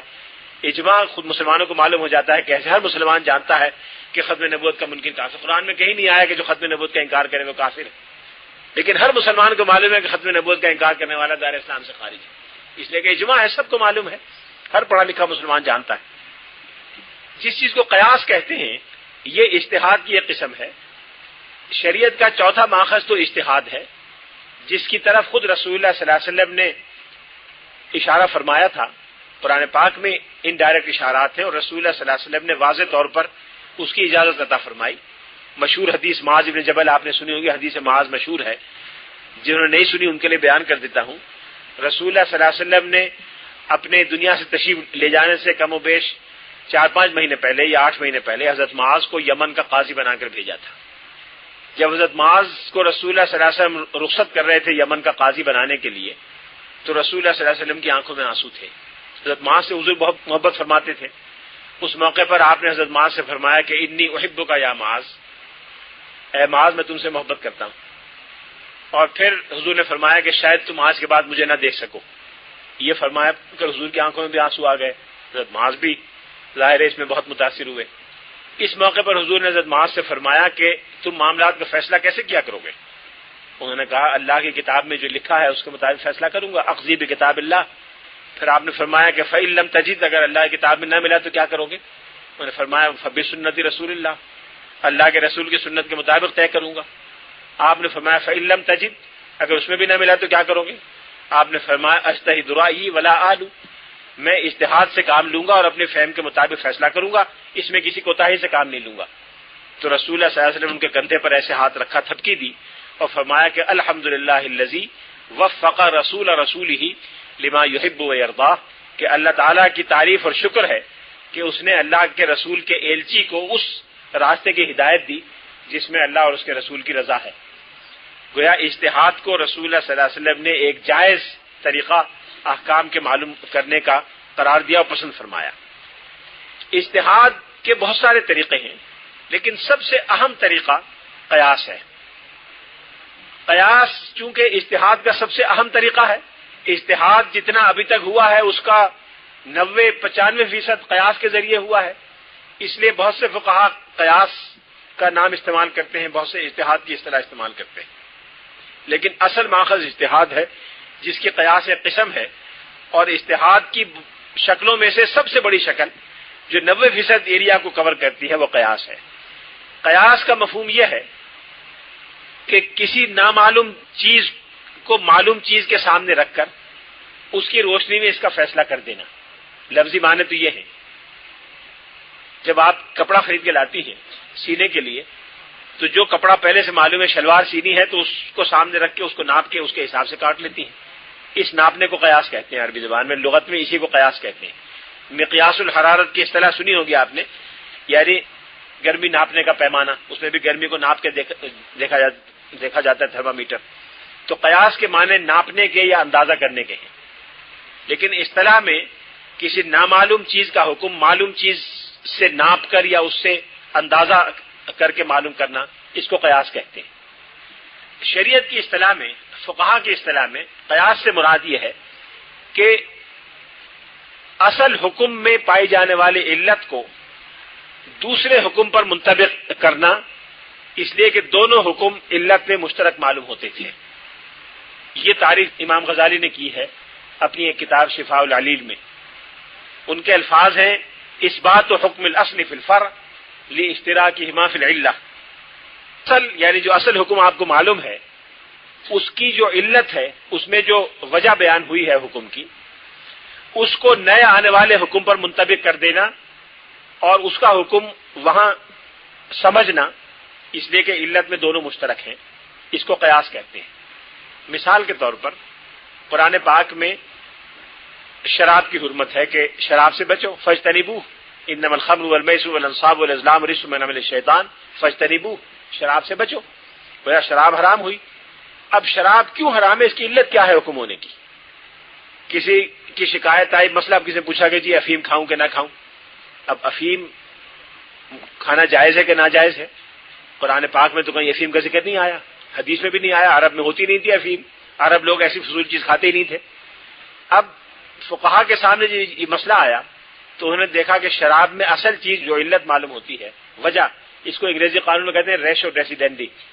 ریشو ڈیسیڈینڈی جو ہے جس کی بنیاد پر فیصلہ کیا گیا وہ نشہ ہے، اس کے علاوہ کوئی اور چیز نہیں معلوم ہوتی۔ شراب سامنے رکھیں تو اس میں ایک وصف یہ ہے کہ وہ نشہ آور ہے، ایک وصف یہ ہے کہ مثلا سرخ رنگ کی ہے، ایک وصف یہ ہے کہ مثلا ٹھنڈی ہے، ایک وصف یہ ہے کہ مثلا خوشبودار ہے، ایک وصف مثلا یہ ہے کہ کسی اچھے برتن میں رکھی ہوئی ہے، مثلا یہ سارے اس کے اوصاف ہیں۔ ایک یہ کہ مائع ہے، ان میں سے ظاہر ہے نہ مائع ہونا حرمت کی دلیل ہے، نہ لال ہونا حرمت کی دلیل ہے، نہ خوبصورت ہونا، نہ خوشبودار یا بدبودار جو بھی ہونا، اس لیے کہ یہ چیزیں تو اور جگہ بھی پائی جاتی ہیں۔ جو چیز کہیں اور جگہ نہیں پائی جاتی کسی جائز چیز میں، وہ اس کا نشاور ہونا ہے، تو نشاور ہونے کی وجہ سے حرام ہے۔ اب چونکہ افیم بھی نشاور ہے، اس لیے افیم کو بھی ناجائز سمجھا جائے گا۔ گویا نشاور ہونا اصل علت ہے جو ان دونوں کے درمیان مشترک طور پر پائی جاتی ہے۔ اس عمل کو قیاس کہتے ہیں۔ قیاس اصول فقہ کا سب سے مشکل مضمون ہے، اس سے مشکل مضمون اصول فقہ میں نہیں ہے۔ قیاس کے بعد استحسان ہے، جس کو سب سے پہلے فقہاء احناف نے دریافت کیا۔ شروع میں بقیہ فقہاء نے سے اختلاف کیا، امام شافعی نے خاص طور پر اختلاف کیا۔ امام شافعی نے کتاب لکھی امام ابو حنیفہ کے اس نقطہ نظر کی تردید میں، کتاب ابطال الاستحسان، استحسان کے باطل ہونے کے بیان میں۔ امام شافعی کو استحسان کی جو تفصیل کس نے بیان کی، اس تفصیل کے لحاظ سے اسے باطل ہی ہونا چاہیے۔ امام شافعی سے کسی نے یہ کہا کہ امام ابو حنیفہ یہ فرماتے ہیں کہ جہاں قرآن و سنت میں کوئی حکم نہ ہو اور قیاس کے نتیجے میں کوئی مشکل معلوم ہو تو اپنی خواہش سے فیصلہ کر لو، جو چیز اچھی لگے اس کو اختیار کر لو۔ امام شافعی نے بڑا ناخوشی کا اظہار کیا، اور ہر مسلمان ناخوشی کا اظہار کرے گا، کسی کی پسند ناپسند تو شریعت میں جا نہیں پا سکتی، اس لیے امام شافعی نے کتاب لکھی۔ لیکن امام شافعی کے بعد جب بقیہ شافعی فقہا کو پتہ چلا کہ استحسان کس کو کہتے ہیں، استحسان سے مراد کیا ہے، تو پھر شافعی فقہا نے بھی اس سے اتفاق کیا، بعد میں تمام فقہا نے اتفاق کیا۔ استحسان تقریباً وہ چیز ہے، اگر آپ انگریزی قانون سے واقف ہوں، جس کو انگریزی قانون میں ایکوئٹی کہتے ہیں۔ ایکوئٹی اور استحسان تقریباً ایک چیزیں ہیں، ملتی جلتی ہیں، 100% ایک نہیں ہے۔ بعض اوقات قیاس ایسا ہوتا ہے کہ اس سے جو نتائج نکل رہے ہیں وہ شریعت کی نظر میں پسندیدہ نہیں ہے۔ بظاہر آپ کا قیاس درست ہے، بظاہر آپ نے جو قیاس کیا اپنی فہم سے وہ درست ہے، لیکن جب اس کو منطبق کیا حالات پر تو اس سے ایسے نتائج نکلے جو شریعت سے ہم آہنگ نہیں ہیں۔ اب یا تو آپ کا قیاس غلط ہے، آپ نے غور کیا تو اس میں کوئی غلطی نہیں معلوم ہوتی، نتائج دیکھتے ہیں تو وہ صحیح نہیں ہے، شریعت کے خلاف نکلتے ہیں۔ تو آپ نے غور کیا تو ایک مائلڈر قسم کا یا ایک سٹل قسم کا، ایک لطیف قسم کا مزید قیاس نکلا جس سے وہ مسائل پیدا نہیں ہوتے۔ تو قیاس جلی کو چھوڑ کر، ظاہری قیاس کو چھوڑ کر خفی یا باطنی قیاس کو ترجیح دینا، اس لیے کہ وہ مشکل جو پیدا ہو رہی ہے وہ دور کی جائے، اس عمل کو استحسان کہتے ہیں۔ یہ بڑا مشکل کام ہے، آسان نہیں ہے۔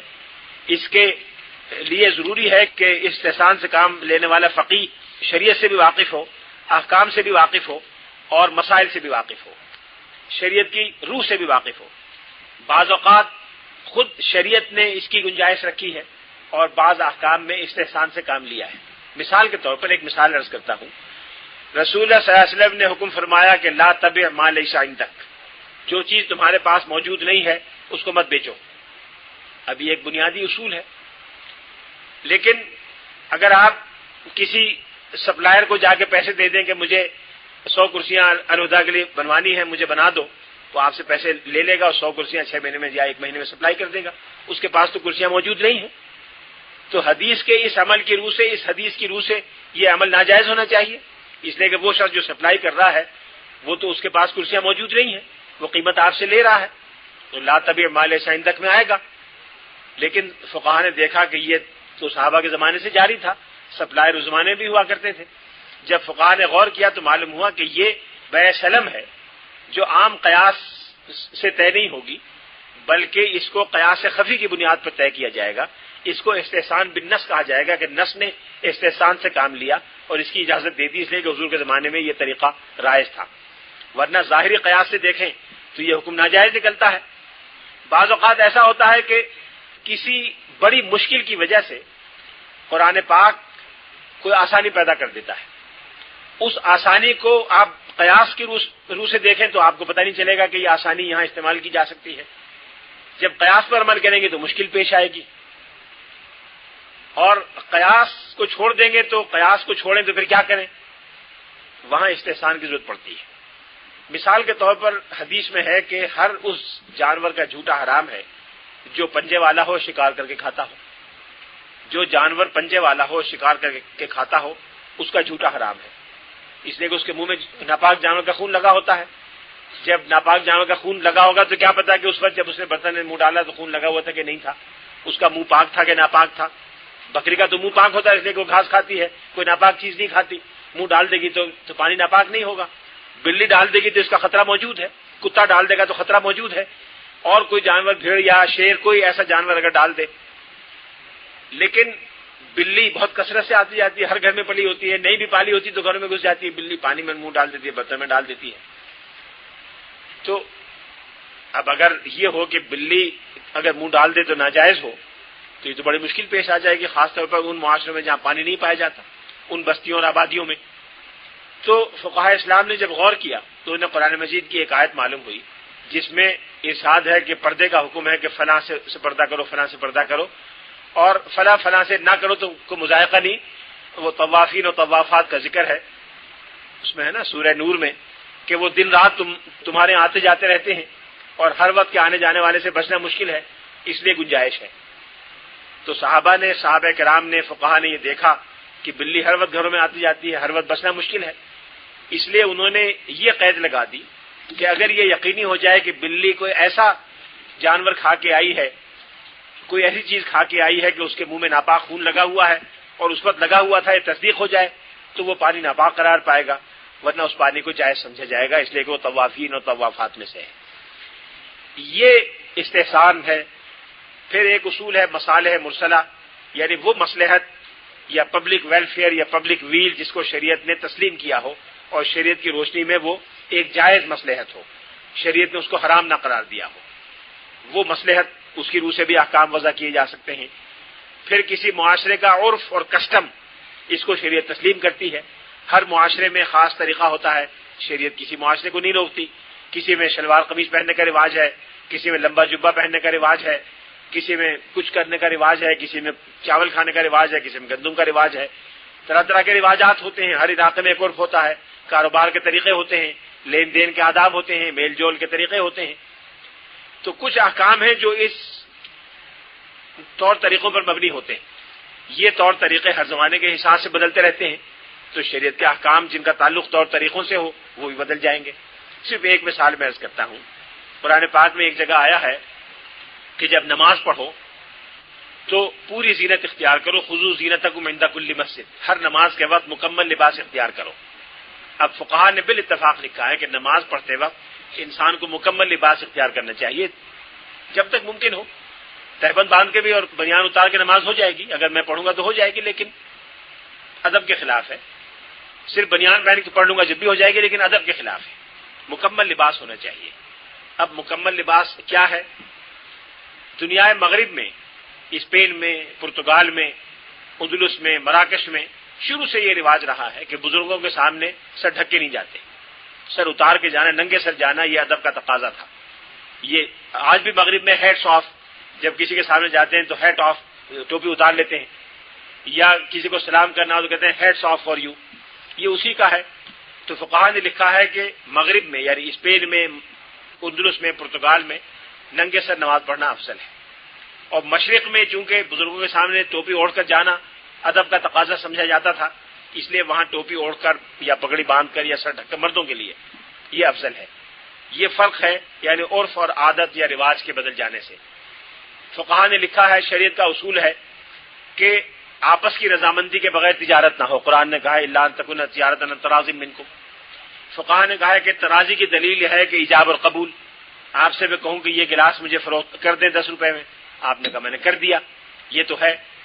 لیکن بعض اوقات رواج ہے کہ مارکیٹ میں ایجاب قبول نہیں ہوتا، آدمی جاتا ہے 10 روپے رکھتا ہے، چیز اٹھا کے لے جاتا ہے، اخبار والا بیٹھا ہوتا ہے، آپ نے پیسے رکھے، اخبار اٹھا لیا، یہاں نہ ایجاب ہے نہ قبول ہے، اور اس کا امکان موجود ہے کہ اس نے نمائش کے لیے رکھا ہو، بیچنے کے لیے نہ رکھا ہو، لیکن چونکہ رواج ہے سب اس کو جائز سمجھتے ہیں، بیچنے والا بھی اس سے اتفاق کرتا ہے، خریدنے والا بھی اتفاق کرتا ہے، تو یہاں ایجاب و قبول کا زبانی ہونا ضروری نہیں، ایک عرف ہے، اس کی بنیاد پر سمجھا جائے گا کہ ترازی موجود ہے۔